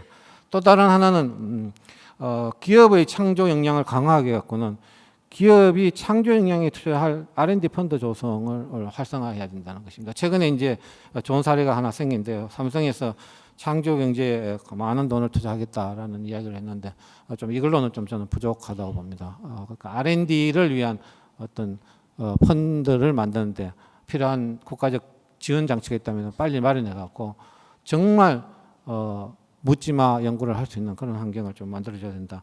정부가 하는 데에는 묻지마의 환경이라는 건 한계가 있습니다, 사실은. 그래서 민간 부분에 적극적으로 좀 나서야 될 때가 아닌가라는 생각을 했습니다. 그리고 또 하나는 연구개발 투자 GDP 대비 5% 달성하겠다. 이거 목표를 꼭 실천을 해달라. 이 중에 이제 핵심이 뭐냐면은 정부 부분은 굉장히 많은 부분에 목표 달성을 했습니다, 지난 정권 때. 그런데 민간 부분의 실적이 좀 젖어갖고 지금 5%까지 되지는 못하고 있는데요. 이런 부분도 위에 기업의 창조 역량 강화에 대한 어떤 흐름과 같은 맥을 갖고 있지 않을까 하는 생각을 해봅니다. 참고로 우리 이제 과학기술계에서 고민 안 한 건 아닙니다.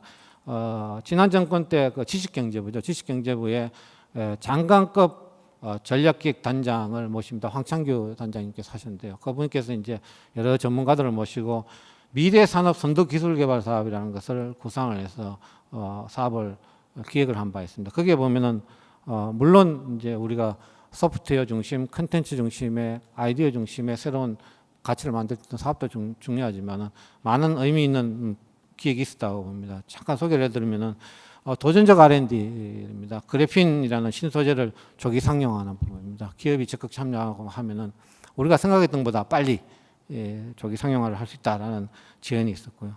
또 하나는 이제 지금 이제 많이 되고 있죠. 투명 플렉스블 이페이퍼 이런 부분은 이미 우리가 TV 또는 그 스마트폰 이런 등등에 이제 접목을 하는 걸로 이미 이제 아이디어가 되어 있고요. 세 번째는 인쇄 유연기판에 인쇄를 해서 새로운 그 소자를 생산하는 이런 부분, 또 기술 효과 갖고 있는 기술 효과를 극대화하는 부분, 또 우리가 이미 연구로서 갖고 있던 기술을 극대화하는 부분도 있습니다. 이미 그 미래부 정전의 교육과학기술부, 과학기술부가 맡던 소형 원자료죠. 스마트 기술을 SMR 더욱 소형화해서 쓸 수 있는 부분도 제안이 된 바 있고요. 또 융합병합입니다. 제가 모두에 말씀드렸다시피 부처에 각각 갖고 있는 성과 활용의 영향들을 모아갖고 단계별로 진행시키는 그런 부분도 있습니다. 이게 신약 개발이 사례로 이제 적시가 되어 있고요. 뭐 에너지 부문에서는 새로운 산업, 새로운 도전을 한번 해보자라는 사업들이 제시가 됐습니다. 이런 것들이 모아지면은 말씀드렸던 도전적 R&D 군이 될 수 있을 것 같고요. C7의 창의적 R&D와 합치면 우리가 앞으로 해나가야 될 큰 방향이 제시되지 않을까 하는 생각을 해봅니다. 창조적 국가연구개발 사업을 만들면은 견제가 많을 겁니다. 성과에 대한 견제가 많을 겁니다. 거기에 대한 인식을 또 한번 바꿔야 되는 계기가 있어야 된다 봅니다. 이 두 가지인데요. 하나는 좀 웃기는 이야기입니다만은 버진 그룹 회장 잘 아시죠? 조금 기이한 행동을 많이 하셔서 하는데 저는 이 기이한 행동에서 읽혀지는 두 가지 메시지가 있었습니다. 하나는 말씀한 거에 대해서 약속을 지키는 신뢰의 경영을 한다는 것이고요. 다른 하나는 경영자 스스로 창조적인 액티비티를 보여줄 수 있다는 겁니다. 이 두 개가 굉장히 큰 멋스러움으로 이제 가치로 평가를 받고 있고요. 두 번째는 우리가 많이 이제 인용하고 있는 이스라엘 사례입니다. 배트 플레이스죠.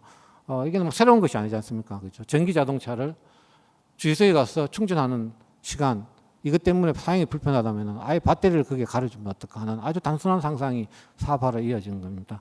이런 것들이 만약에 우리 환경에서 어떤 연구자가 제안을 한다면 과연 채택이 될까 하는 저는 의문점을 한번 가져봅니다. 이런 것들이 채택될 수 있고 이런 것들이 기획될 수 있는 그런 국가연구개발 사업이 되어야 된다는 것이고요. 저희들 쪽에서도 없었던 게 아닙니다. 1966년도 1,000불이 안 되는 국민소득 이 환경에서 키스트라는 연구소를 설립했습니다. 그리고 다시 조금 지나서 70년대 초반에 대덕 학원 연구도시였죠. 지금은 대덕 연구단지라 그러는데 기획을 해갖고 또 새로운 발자취를 딛습니다. 그리고 2011년도에는 IBS라는 연구소를 하나 만듭니다. 저는 이게 우리 토양에서 뭐 버진 그룹이 버금가는 큰 변화를 일으키는 시작이라고 봅니다. 감히 이 당시에 기획할 때 IBS도 출연 연구소 중에 하나입니다. 출연 연구소의 기관장에게 연봉 5억을 주겠다는 기획을 했다라는 것은 굉장히 도전적이었다. 실현은 안 됐습니다만 굉장히 도전적이었다고 보고 있습니다. 그래서 우리가 갖고 있는 어떻게 패턴을 좀 바꿔야 됩니다. 언제든지 우리가 누렸던 것은 항상 당연하거니 이렇게 생각하시는데요. 이제는 당연하지 않을 수 있다는 것입니다. 그래서 한국 스타일의 창조 경제를 하면서 여러분들 기억하실지 모르겠지만 앞전 프레젠테이션에서 시코리아 프로젝트라는 게 있습니다. 시코리아 프로젝트가 뭐냐면 창조 경제에 있어서 컨버전스를 하고 커넥션을 하고 콜래보레이션을 하고 컨버전을 하고 크리에이션을 하자. 뭐 이런 것들이 C 프로젝트가 있는데요. 이 C 프로젝트가 중요한 게 아니라 이런 환경을 우리가 선택하고 그 환경에 도전하고 그 변화를 기회로 만드는 것이 중요합니다. 토니 블레어 전 영국 총리가 이런 말씀을 하셨습니다. 2012년도에 저희 나라가 이제 원조를 받는 나라에서 원조를 하는 나라로 바뀌니까 한국이 정말 진정한 한국의 기적을 이루었다라고 이렇게 표현을 하셨습니다. 창조 경제를 하면서 우리 대통령께서 제2의 한강을 기적이다 이렇게 말씀을 하셨는데 저는 그게 좀 안 와닿았습니다. 제2의 한강의 기적은 라인강의 기적을 비교해 갖고 만든 그것도 벤치마킹한 기적입니다. 저는 한국의 기적이 되어야 된다고 봅니다. 창조 경제가 자신컨대 아마 우리 한국의 경제를 만드는 토양이 되지 않을까 하는 그런 확신을 해보고 또 과학기술계에 계시는 많은 분들이 여기에 적극 동참해 주시는 것이 이 창조 경제라는 화두를 빨리 풀어나갈 수 있는 동력이 되지 않을까 하는 생각에서 제 의견을 잠시 설명을 드렸습니다. 감사합니다.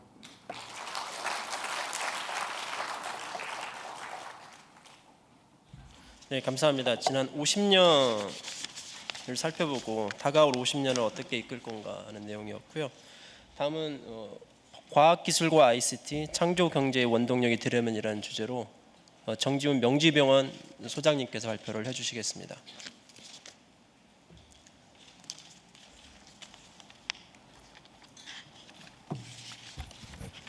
안녕하세요. 제가 혹시 몇 시까지 시간을 쓰면 될까요? 네.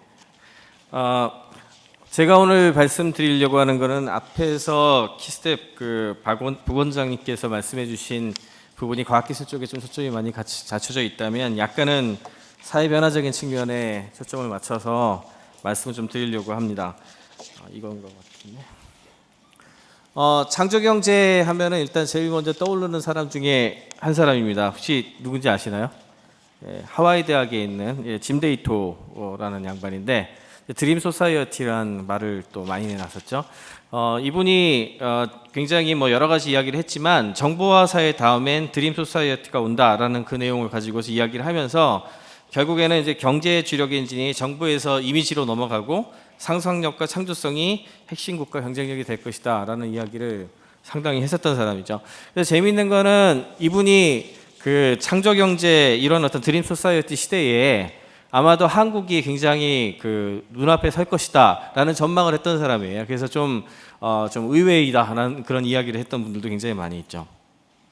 창조 경제와 관련해 가지고 굉장히 많은 사람들이 여러 가지 이야기를 했고, 그리고 실제로 이걸 그 원한했던 분들 이야기를 들어보면 그렇게 다양한 이야기가 나오기를 원했다라고 얘기를 많이 하죠. 그러니까 굳이 너무 딱 정의해서 나온다기보다는 사람들이 이걸 좀 논의를 해주길 바랬다라는 것인데, 기본적으로는 상상력과 창의성의 일자리, 그리고 무엇보다 저는 이제 이건 사람을 기반으로 한 성장.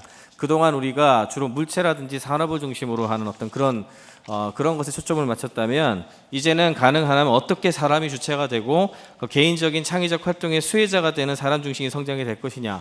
그렇게 된다면 지금까지 우리가 가지고 왔던 어떤 여러 가지 게임의 룰이 바뀌어야 되는 거죠. 대기업이 주도하는 산업화 시대에서 지식 기반 경제, 창조형 경제로 진입하기 위한 많은 중소벤처들이나 혹은 개인들, 이런 사람들이 글로벌로 나갈 수 있는 역량을 어떻게 갖추게 할 것인가, 이것이 어떻게 보면 핵심 키워드라고 하겠습니다. 그 이야기가 나온 배경에는 사실 이런 어떤 그래프가 있는 거죠. 사실 지금까지 일반적인 상식은 경제가 성장을 하면 자연스럽게 일자리가 나온다는 것이 일상적인 생각이었습니다. 그리고 실제로 그런 그 그래프가 잘 맞아 떨어져 왔었는데요. IMF 때까지만 하더라도 IMF가 경제에 맞고, 그 다음에 이제 세계 불황이 2000년도 후반대에 오게 되면서 만약에 경제가 회복이 된다면 다시 돌아오지 않겠느냐, 이런 생각들을 굉장히 많이 했는데, 보시면 2009년 이후에 2010년 때에도 이제 성장 GDP는 굉장히 많이 증가를 하는데 일자리는 늘어나지 않는 현상을 목격을 할 수가 있습니다. 이거는 단지 우리나라만의 현상이 아니고요, 전 세계적인 현상입니다. 그러니까 이것은 뭔가 구조적으로 과거에 우리가 얘기했던 성장과 일자리라는 어떤 수레바퀴에 어떤 뭔가의 문제가 생겼다는 걸 알 수가 있는 거죠. 그렇다면 경기가 나아지면 일자리가 생길까? 이거는 2010년도에 그 MIT의 데이비드 오토 교수가 지난 60년간의 미국 경제하고 일자리를 중심으로 해가지고 앞으로 어떤 식으로 일자리가 변할 것인가를 이제 추정을 한 그래프인데요. 여기에서 이제 여러 가지를 볼 수가 있는데, 가장 중요한, 이게 굉장히 큰 리포트이기 때문에 그 중에 제가 하나만 가지고 왔습니다만, 제일 중요하게 눈에 띄는 게 뭐냐면요, 하이 스킬드 퍼슨, 그러니까 굉장히 똑똑하고 스킬이 높고 뭔가 잘하는 사람들의 일자리는 여전히 괜찮습니다. 그리고 로레벨 워커, 그러니까 또 마찬가지로 가장 필수로 하는 그런 종류의 일자리도 그다지 큰 변화가 없이 그대로 유지가 됩니다. 가장 문제가 되는 데는 어디냐면 거의 모든 영역에서 미디엄, 그러니까 지금 우리가 중산층이라고 불렸던 어느 정도 일할 줄 알고 어느 정도 뭔가를 할 줄 아는 가운데 있는 사람들의 일자리가 급격하게 줄어드는 그런 현상이 지금 나타나고 있는데, 그 가장 큰 이유는 기계, 소위 말하는 이제 로봇이라든지 이런 것의 성장과 글로벌화, 그리고 제조 패러다임의 변화, 이런 여러 가지를 좀 들고 있고요. 이 현상은 아마 앞으로도 바뀌지 않을 걸로 지금 예상을 하고 있습니다. 그러면 이걸 어떻게 지금 미래형 사업 구조로 바뀌느냐, 산업 구조로도 바뀌느냐, 아니면 미래형 사회로 갈 것이냐, 이게 이제 키워드가 될 텐데요. 이와 관련해 가지고 크게 보면 이제 미래학자나 경제학자들 중에 크게 한 3가지 정도로 분류를 할 수가 있습니다. 첫째는 순환론자인데, 제일 대표적인 사람이 이제 폴 크루그먼 교수 같은 사람이죠. 피터 오사지나. 이 사람들은 여전히 만약에 경제가 돌아온다면, 그러면 다시 일자리는 생긴다. 그러니까 소위 말하는 아직까지 경제의 리터닝이 제대로 되지 않았다, 이렇게 주장하는 사람들입니다. 두 번째는 침체론자들인데, 이제 타일러 코헨이나 에드먼드 페이퍼스 같은 대표적이죠. 이 사람들은 지금 현재 실업률의 근본적인 이유는 경제 발전하고 혁신할 수 있는 혁신 에너지가 감퇴하고 있는 것이 원인이다. 소위 말하는 관료화라든지 여러 가지 양극화, 그런 문제들 같이 있기 때문에 이것이 완전히 새로운 어떤 사회 구도로 갈 수 있는 혁신 에너지가 들어오지 않는 한에는 좀 어렵지 않겠느냐, 뭐 이런, 거기에는 이제 혁신 에너지라는 것이 들어갔을 때 바뀔 수 있다는 어떤 전제가 좀 깔려 있습니다. 마지막으로 3번째는 이제 대표적으로 노동의 시대가 끝났다는 얘기를 하는 사람들이죠. 이게 약간 좀 극단적으로 얘기를 하면 제레미 리프킨이라든지 레온 TF나 피터 드러커 같은 사람들은 이미 기계라든지 인공지능 같은 것들에 의해서 전 세계 인구를 위해서 상품을 생산하고 서비스를 제공하는데 날이 갈수록 계속 적은 노동자들이 필요로 하기 때문에 이것이 어떤 새로운 형태의 산업 구조나 연결고리로 가지 않으면 안 되는 거 아니냐, 이런 어떤 크게 세 가지 정도의 어떤 이야기들을 합니다. 자, 이제 비관론 쪽을 보면 약간 그 가슴이 섬찟한 게 굉장히 많죠. 비관론에 대한 반박은 또 언제나 있습니다. 비관론은 언제나 신기술이 일자리를 없앨 것이라고 얘기를 했지만 새로운 일자리가 생겼습니다. 산업혁명이 막 시작될 때에도 사람들은 새로운 기술이 많은 사람들이 일자리를 없앨 것이라고 걱정했고 실제로 이거에 극렬하게 반대하는 사람들은 이제 러다이트 운동이라서 기계를 때려 부수는 운동까지 했었죠. 그리고 그랬지만 결국 오랜 시간이 지나지 않아서 새로운 직업들이 계속해서 생겨났고 생산성은 지속적으로 증가하고 과거보다 생활수준은 올라갔으며 이로 인해 실업이 그다지 장기적인 문제가 된 적은 없다. 이렇게 이제 반박을 합니다. 근데 이게 그렇게 간단하게 볼 수만은 없는 것이 산업혁명은 약 100년 가까이 이어진 혁명입니다. 그렇기 때문에 인간들이 어느 정도 적응할 수가 있었는데 문제는 그 변화의 속도가 최근의 노동 환경의 변화 속도는 너무 빠릅니다. 이게 빠르다 보니까 노동자들이 새로운 환경에 적응할 수 있는 시간적 여유도 확보 못하고 실업 기간도 길어지고 중산층 지위는 잃어버리고 사회는 안정성을 잃고 이런 어떤 사회적인 문제가 굉장히 급박하게 진행이 되면서 어딘가 우리가 들어가서 그런 충격을 흡수할 수 있는 장치를 만들어주지 않으면 안 된다는 어떤 그런 위기론이 이제 고조를 하게 되는 거죠. 여기까지가 이제 현실의 인식입니다. 우리 사회가 어떤 형식으로 바뀌어 나가고 있는가에 대한 인식. 그렇다면 이런 새로운 변화의 돌파구를 가져올 수 있는 것이 무엇인가? 물론 과학기술도 굉장히 중요하고 과학기술에 대해서도 제가 뒤에도 또 따로 얘기를 하겠습니다만 인터넷과 ICT에 대한 역할을 조금은 더 강조를 하고 싶습니다. 인터넷이란 것이 가지고 있는 그 내용은 여러분들이 생각하는 것 이상입니다. 사회에 사고하는 방식, 그리고 우리들이 지식을 거래하는 어떤 트랜잭션 코스트, 거래 비용, 이런 것들 때문에 최근에 글로벌 제조업 환경까지 완전히 변화하고 있습니다. 심지어는 이제 중국에서 제조업을 빼가지고 미국으로 돌아가는 어떤 대표적인 현상도 굉장히 많이 나타나고 있고, 모토로라에서 새로 출시가 되는 모토 X 같은 폰은 텍사스 오스틴에서 직접 생산하게 되고요. 그 다음에 그에 앞서서 구글이 구글 글라스를 실리콘밸리에서 생산하겠다고 선언을 했죠.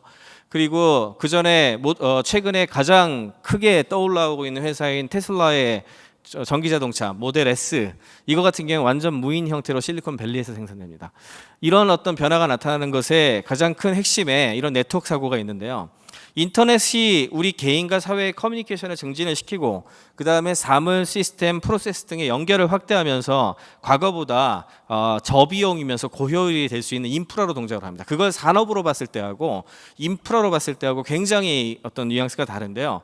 인터넷이 만약에 동떨어지고 분리된 것으로, 예를 들어 4G다, 5G다, 그래서 5G로 우리가 장비를 많이 팔아가지고 돈을 벌겠다, 이런 사고를 하는 거하고 그것이 우리 사회의 어떤 기본 동력을 변화시키는 사고는 굉장히 다른 차원의 사고입니다. 그래서 인터넷이 동떨어지고 분리된 것으로 존재하는 게 아니라 다양한 산업과의 융합을 통해서 더 많은 가치를 창출하고 새로운 산업 분야가 발굴되기 시작하는 것, 이것이 상조경제에 있어서 가장 중요한 포인트 중에 하나라고 보고요. 가장 먼저 되는 것은 디지털 컨버전이 쉬운 것부터 먼저 됩니다. 디지털 컨버전이 쉬운 것은 확장하는 인터넷을 기반으로 해서 컨텐츠나 어플리케이션, 소프트웨어, 이런 종류들은 기본적으로 디지털 상품적 특징을 가지고 있기 때문에 창의 지식산업 성장 공간이 굉장히 인터넷을 통해서 지속적으로 확장이 되는 거죠. 그리고 유튜브라든지 앱스토어 같은 것들이 동장을 했기 때문에 전 세계를 한꺼번에 연결하는 플랫폼이 제공이 되기 때문에 그로 인해서 전 세계로 순식간에 파급될 수 있는 조건이 형성됐습니다. 예를 들어서 싸이의 강남스타일이 하루아침에 10억 뷰가 된 건 아니죠. 제가 이 시나리오에 대해서는 굉장히 많은 것을 알고 있는데요. 구글이 2009년부터 대한민국에서 이런 어떤 그 저작권을 가지고 있는 곳들하고 컨택을 많이 했었는데 그 중에서 대표적으로 컨택한 건 SM하고 YG였는데 대부분 예술 창작하시는 분들이 저작권을 중시하기 때문에 이렇게 유튜브 공짜로 보는 거잖아요. 그런 거에 올리는 거에 굉장한 거부감을 가지고 있습니다. 그럼에도 불구하고 미래가 그런 식으로 갈 거라고 예감을 한 두 분들이 흔쾌하게 사인을 했고 그로 인해서 유튜브가 전 세계로 확산되는 그 그래프하고 대한민국의 한류 그 확산 그래프하고 똑같습니다. 3년간 그 그래프 지오그래피크라는 그 피처가. 그러면서 싸이가 오기 전에 이미 이제 SM 같은 경우에는 소녀시대, 그리고 YG 같은 경우에는 21 같은 애들의 뮤직비디오가 나오면 항상 여기에 올라갔고, 그것이 한 400만 뷰에서 500만 뷰 정도를 항상 찍어줬어요. 400만에서 500만 뷰를 찍어줬던 그 인프라에 이렇게 스레시홀드가 있었기 때문에 거기에서 YG의 이제 싸이가 똑같은 전략으로 갔을 때 뭔가 하나가 크게 갈 수 있는 어떤 그런 중간적인 역할을 해준 거죠. 만약에 지난 3년간에 그런 역할이 없었다면 싸이의 강남스타일도 나오지 않았을 겁니다.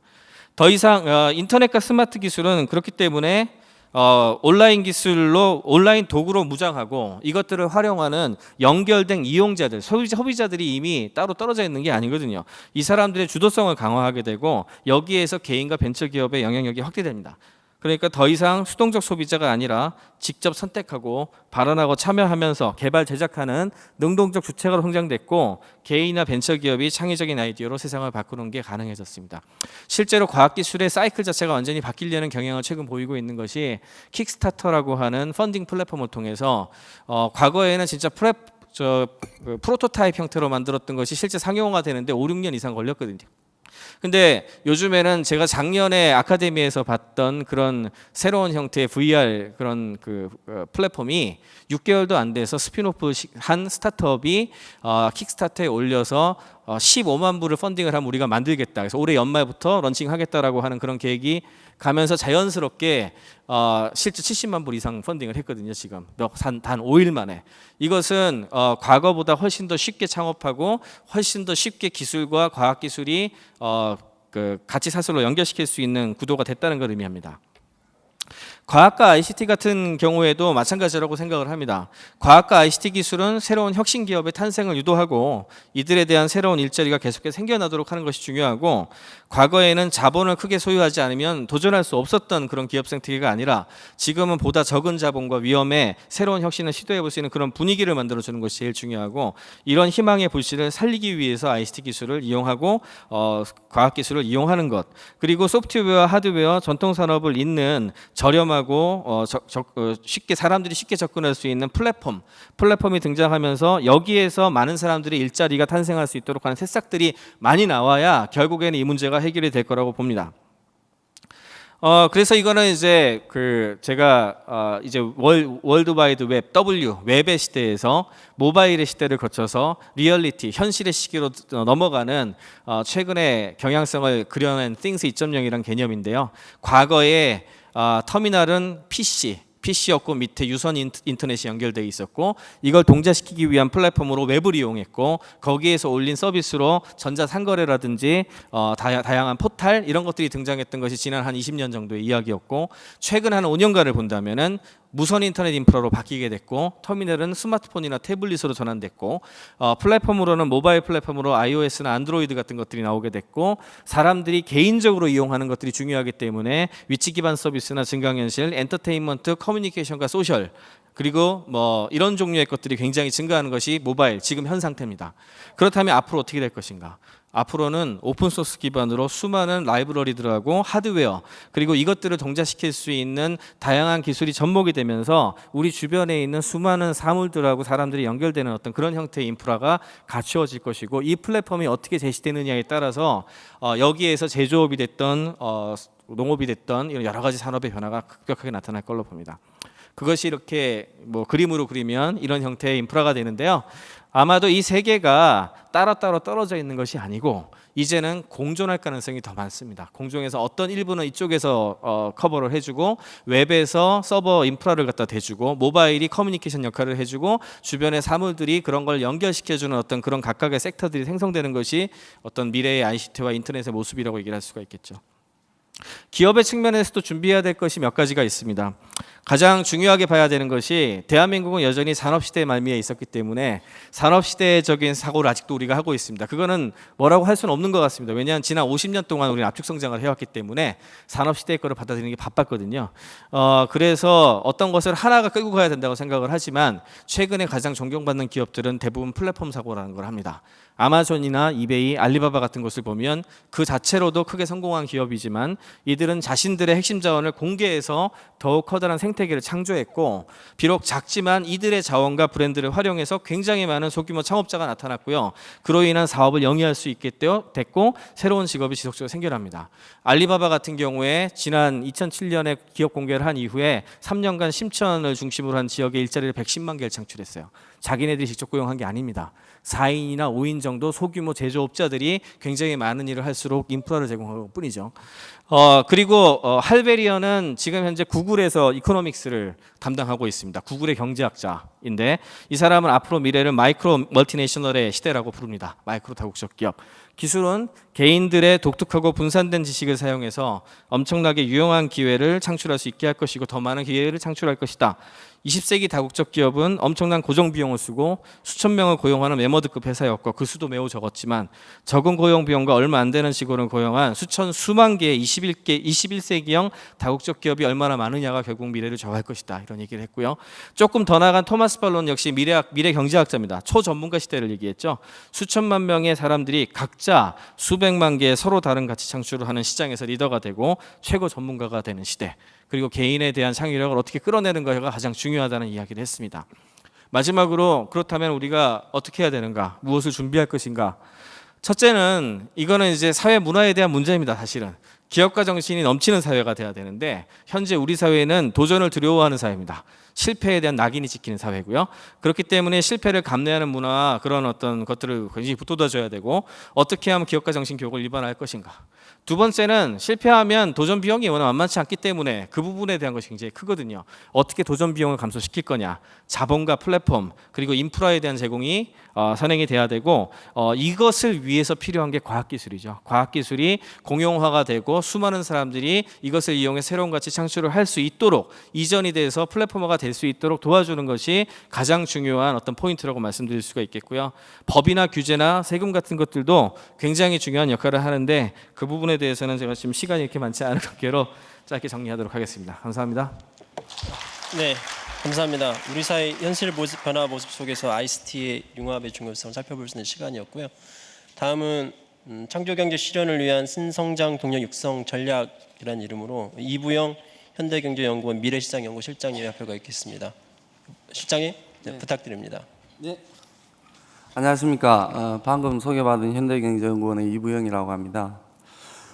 오늘 뭐 좋은 말씀들 많이 나왔고요. 그런데 저는 큰 우리가 박근혜 정부 들어와서 우리 경제 패러다임을 바꿔야 된다. 근데 그게 이제 일자리 창출을 중심으로 해서 창조 경제 한번 해보자 그런 이야기를 했습니다. 그래서 오늘은 여러분들께 경제학적인 측면에서 창조 경제라는 게 과연 어떤 의미를 갖고 있고 또 그게 신성장 동력과 어떤 연계를 가지면서 우리 고용 창출에 또 공헌을 할 수 있고 또 우리는 과연 창조 경제를 추진해서 성공시킬 수 있는 그런 역량을 가지고 있는지 없는지 그걸 한번 평가해 보도록 하겠습니다. 그 나중에 마지막에는 우리 정부가 과연 앞으로 무엇을 해야 될지 그 이야기를 해보도록 하겠습니다. 시간도 얼마 없다고 그러니까요. 빨리빨리 제가 설명을 드리겠습니다. 창조경제는 크게 우리가 협의 그리고 광의의 개념으로 바꿔볼 수 있는데 어쨌거나 경제의 패러다임을 바꿔보자라는 측면에서는 창조경제는 큰 광의의 개념으로 우리가 이해를 해야 될 것 같습니다. 창조경제를 먼저 이야기한 사람은 존 호킨스 박사인데요. 이 사람은 IP 즉 이제 특허라든지 실용 신안이라든지 이런 개인의 아이디어와 창조성의 산물이 창조 상품 그리고 또 이제 창조 서비스화되고 이것이 경제 전반이 유통이 되면서 그러면서 새로운 부가가치와 일자리를 낳고 그것이 경제 성장률을 높여주는 그런 매개체로 작용을 한다. 그렇게 이제 정의를 했습니다. 그런데 이 창조 경제의 내용을 들여다보면 결국 IP 혹은 문화산업 혹은 그 관련 산업으로 굉장히 제한이 돼 있죠. 그렇지만 광의 개념으로 우리가 우리 경제를 기반을 두고 창조 경제라는 개념을 한번 살펴보면은 결국은 우리 경제가 선진국 가느냐 못 가느냐 그리고 앞으로 좀 더 효율적인 경제 체제가 되느냐 못 되느냐 그런 이야기인 것 같습니다. 결국은 이때까지 자본과 노동을 투입해서 요소 투입형 성장을 해왔다고 그런다면 앞으로는 창조, 혁신 이걸 중심으로 해서 좀 선도해 나가는, 즉 다시 말하면 이때까지는 외연적인 성장을 추구를 해왔다면 앞으로는 내연적인 성장을 추구해서 우리 경제가 조금 더 선진화돼 가고 또 경제 패러다임이 바뀌면서 세계 경제를 주도해 나갈 수 있는 위치까지 한번 노력해 보자, 이런 의미로 파악을 할 수가 있겠습니다. 창조 경제가 이처럼 지금 새 정부에서 회자가 되고 있는 것은 비단 우리 경제 현실뿐만 아니라 대외 환경 자체도 크게 변하고 있기 때문에 그런데요. 우선 첫 번째로 이 메슬로우 같은 학자를 예를 들어보면 이 학자는 인간 심리적인 측면에서 인간 욕구의 최고 단계가 바로 자아실현 욕구다라는 이야기를 했는데, 결국 이 자아실현 욕구는 경제 성장이 이루어지고 또 개인의 소득이 증가하면서 점점 더 이제 커지게 됩니다. 존 호킨스 박사는 이 점에 착목해서 창조 경제, 창조 산업 육성이 바로 이런 인간의 기본적인 욕구를 채워줄 수 있다. 그리고 또 이것이 이 개인의 발전 그리고 국가 경제의 발전의 기초가 된다. 그래서 창조 산업이 굉장히 중요하다. 창조 경제가 중요하다. 이렇게 이제 이야기를 했습니다. 다음으로는 우리나라 그리고 전 세계적으로 봤을 때 이 과학 기술이 엄청나게 지금 발전을 하고 있습니다. 특히 이제 컨버전스 융합 이야기를 빼놓을 수가 없는데요. IT 부분에서는 대표적으로 이제 클라우드 컴퓨팅을 들 수가 있을 테고, 자동차 같은 경우는 이제 스마트 자동차, 그리고 이제 전력 에너지 부분에서는 스마트 그리드 같은 걸 이제 들 수가 있겠습니다. 또 이런 과학 기술의 융합 자체가 전 세계적인 제조의 혁신 단계를 이제 바꿔놓고 있어요. 발전 단계를 바꿔놓고 있는데 1, 2차 제조업은 여러분들 잘 아시다시피 이제 수증기 그리고 이제 다음으로 이제 석유 에너지가 이제 개발되고 그러면서 간의 수공업에서 이제 공장제 수공업으로 이전을 해왔습니다. 그런데 지금은 협력적인 생산 체제가 널리 확산되고 있습니다. 얼마 전에 3D 프린팅해서 비행기 만들어서 띄운 사람이 나타났고 3D 프린팅 가지고 권총 만들어서 쏴봤더니 정말 수박이 깨지고 정말 권총 같은 위력을 발휘를 했는데요. 그런 조그만 기술 혁신 하나 자체가 지금은 제조 환경을 확 바꾸고 있습니다. 다시 말하자면 그러한 제조 부분에서 시작품 만들어주는 조그만 글로벌 소싱 회사 하나 때문에 글로벌 상에서는 인터넷을 매개로 해서 소비자뿐만 아니고 생산자 그리고 관련된 비즈니스 서비스 관련 업자 그리고 또 그것을 마켓 테스팅하는 마케터 뭐 이런 여러 사람들이 모여서 각자의 아이디어 각자의 부가가치를 조합을 해서 그래서 새로운 부가가치를 낳고 있습니다. 물론 지금까지 이윤 배분 방식도 지금까지의 방식과는 완전히 다른 방식을 취하고 있는데 각자 하나의 새로운 부가가치를 창출했을 때 그 부가가치에 대한 기여분만큼 내상에서 분배를 합니다. 또 그걸 또 감시를 하고요. 그게 바로 이제 협력적인 생산 체제인데 이것이 이미 여러분들 보실 때 오른쪽 끝에 보시면은 기업들 사례를 좀 사진으로 내놨습니다. 이런 기업들은 이미 협력적 생산을 하고 있고요. 거기에서 저희 같이 과학기술에 전혀 문외한이더라도 경제밖에 모르는 사람이더라도 조그만 아이디어를 내면은 그 아이디어로 뭔가 결과가 나왔을 때 배분을 받을 수 있는 그런 시스템이 돼가고 있습니다. 그래서 결국 우리 제조업 자체가 이제는 제 3차 제조업 혁명 단계에 들어와 있고 그래서 더더욱 창조 경제라든지 융합이라든지 새로운 소재라든지 새로운 생산 방식이 필요해지게 되는 겁니다. 국내 경제 측면에서 볼 때는 이 창조 경제에 대한 필요성이 더 강조가 될 수밖에 없는데요. 우리 경제는 지금 13분기 연속해서 하락세를 기록하고 있고 전기 대비로 하면은 1% 미만 성장을 하고 있습니다. 더욱이 플러스 성장을 하고 있지만 우리 경제 전반의 제조업이 얼마만큼 혹은 전 산업이 얼마만큼 고용을 하고 있느냐라고 봤을 때는 1990년대 비하면 지금은 약 3분의 1 수준으로 떨어졌습니다. 29명, 30명 고용하던 것이 지금 9명, 10명밖에 고용을 하질 못해요. 그만큼 어려운 상황에 있다는 거죠. 그리고 제조업도 경쟁력이 굉장히 좋으냐. 물론 글로벌 금융위기 맞아서 우리가 조금 선전을 했습니다만은 융합 관련해서 보면 자동차 같은 경우가 70% 정도 수준밖에 안 됩니다. 이 기술 수준 선진국 대비해서 1%포인트 높이는데 엄청난 노력이 필요한데 이만큼 아직 차이가 있다는 거죠. 그리고 제조업 경쟁력을 다른 국가들하고 비교해 봤을 때도 우리나라는 3위에서 지금 6위로 떨어져서 중국에도 많이 밀리고 있고요. 독일도 한참 앞서 나가고 있습니다. 다음은 이렇게 이제 우리나라가 효율적인 측면에서 개선되지 않고 그러다 보니까 결국 이제 총요소 생산성이라는 부분이 이제 떨어지게 되는데 이것 자체가 경제 성장률을 낮추는 그런 이제 요인으로 작용을 하고 있습니다. 1980년대에서 90년대 중반까지만 하더라도 총요소 생산성 굉장히 높은 수준이었죠. 지금 절반 수준으로 이제 떨어졌습니다. 그리고 더 중요한 것은 아래쪽 단을 보시면은 노동 투입에 의한 생산성도 절반 이하로 떨어졌습니다. 그런데 총요소 생산성은 지난 시기하고 비교해 보면 비슷한 수준이라고 볼 수가 있겠죠. 이건 착시 현상으로밖에 볼 수가 없습니다. 총요소 생산성은 그대로 있는데 노동 기여도가 떨어지면서 결국은 총요소 생산성의 기여분 자체가 올라간 거죠. 그만큼 우리 경제는 지금 성장 추동력을 잃고 있다는 겁니다. 그래서 잠재 성장률도 결국 우리가 9%, 7%, 6% 이렇게 가다가 지금 3% 후반대로 이제 떨어져 버린 겁니다.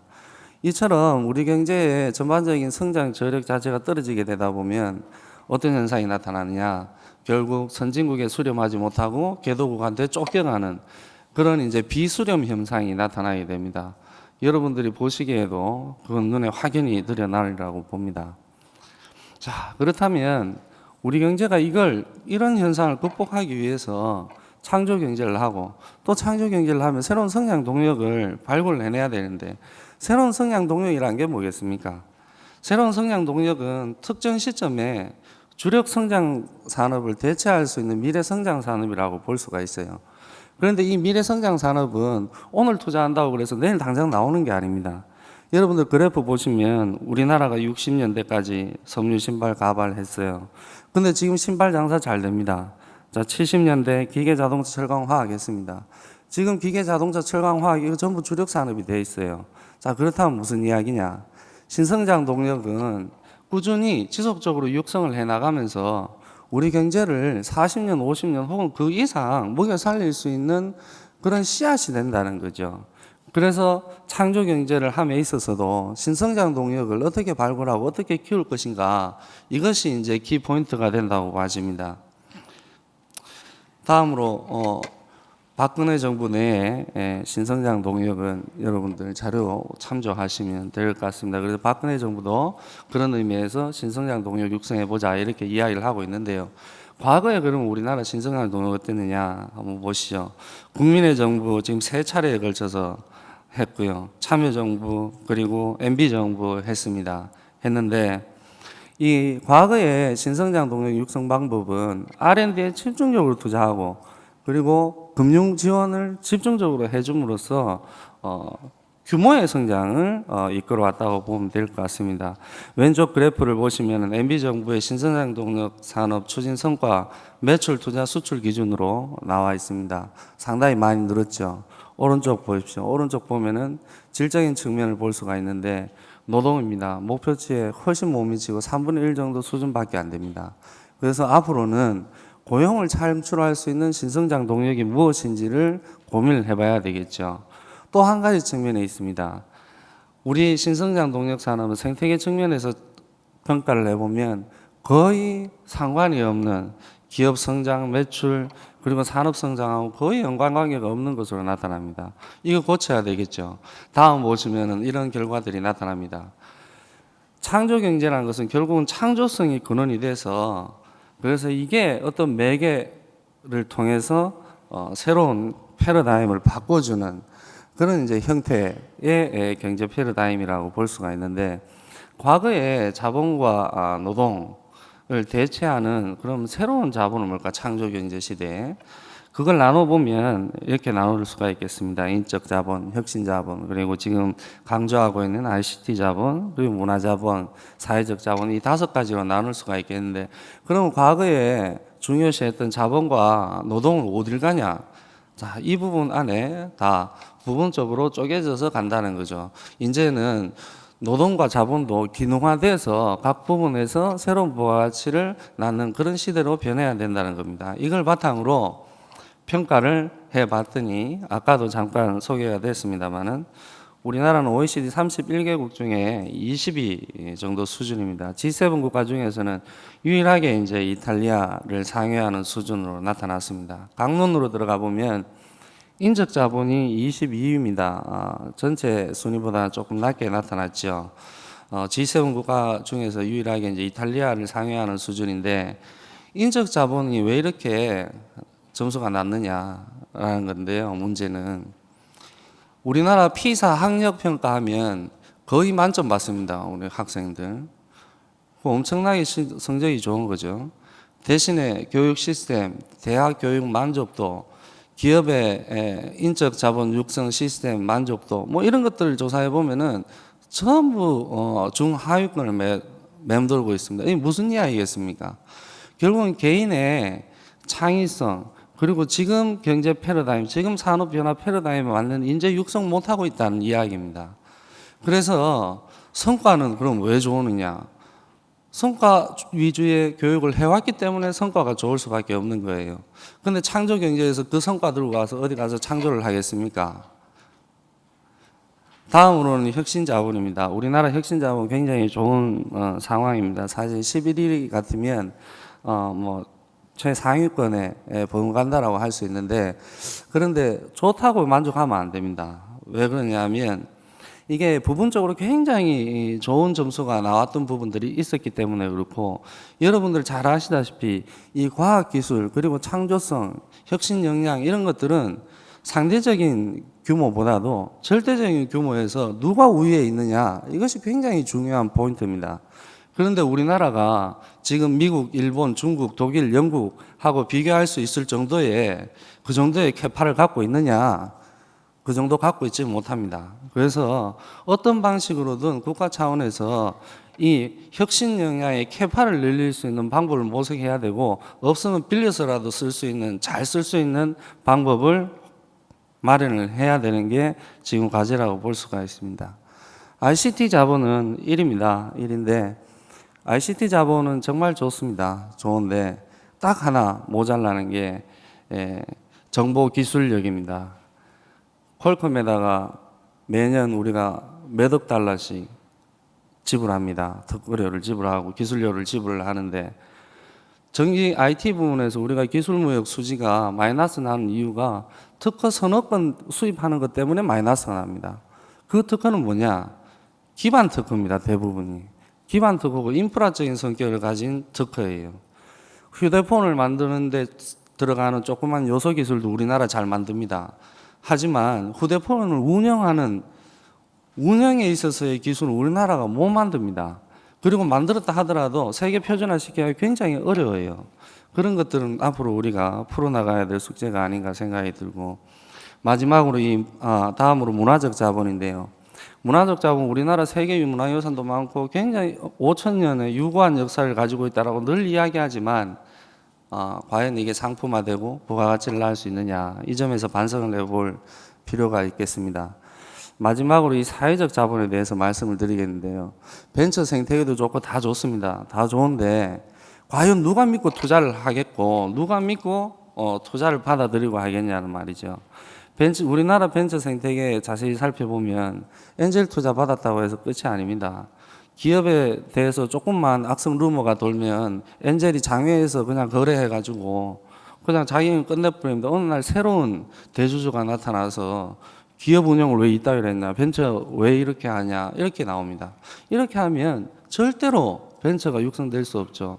그건 뭐냐? 신뢰하지 못하는 사회, 사회적 자본이 안 좋기 때문입니다. 또 중간에서 중개 기능을 하는 부분에서 많은 불합리한 일들이 벌어지고 있죠. 이런 것도 고쳐야 됩니다.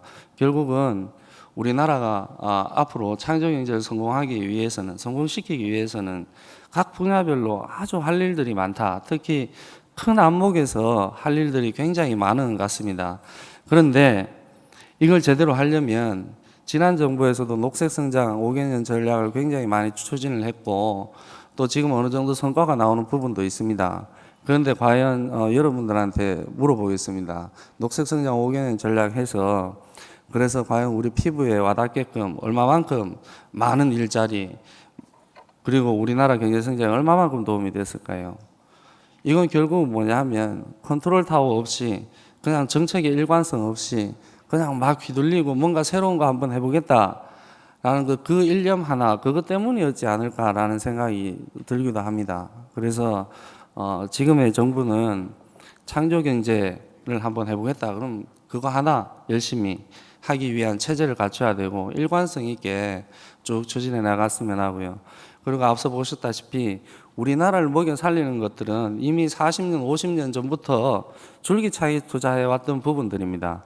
그래서 과거의 신성장 동력 산업 다시 한번 짚어보고 창조 경제와 연결시킬 부분 연결시키고 그리고 새로운 부분 접목시켜서 창조 경제가 이 시대에 우리 경제를 선진화시키는데 큰 역할을 하기를 바랍니다. 감사합니다. 네, 이부영 실장님, 네, 감사합니다. 지금 세 분의 발표를 통해서 지난 50년 그리고 다가올 50년 또 현실의 모습 그리고 이어서 창조 경제를 이끌어갈 미래 성장 동력의 모습까지 짧은 시간 동안 참 많은 것들을 살펴본 시간이었습니다. 지금부터는 질의응답 시간을 갖도록 하겠습니다. 주어진 시간이 많지 않음을 고려해서 질의응답은 핵심 위주로 간결하게 진행할 수 있도록 협조 부탁드립니다. 질문 있으신 분들 손을 들어주시기 바랍니다.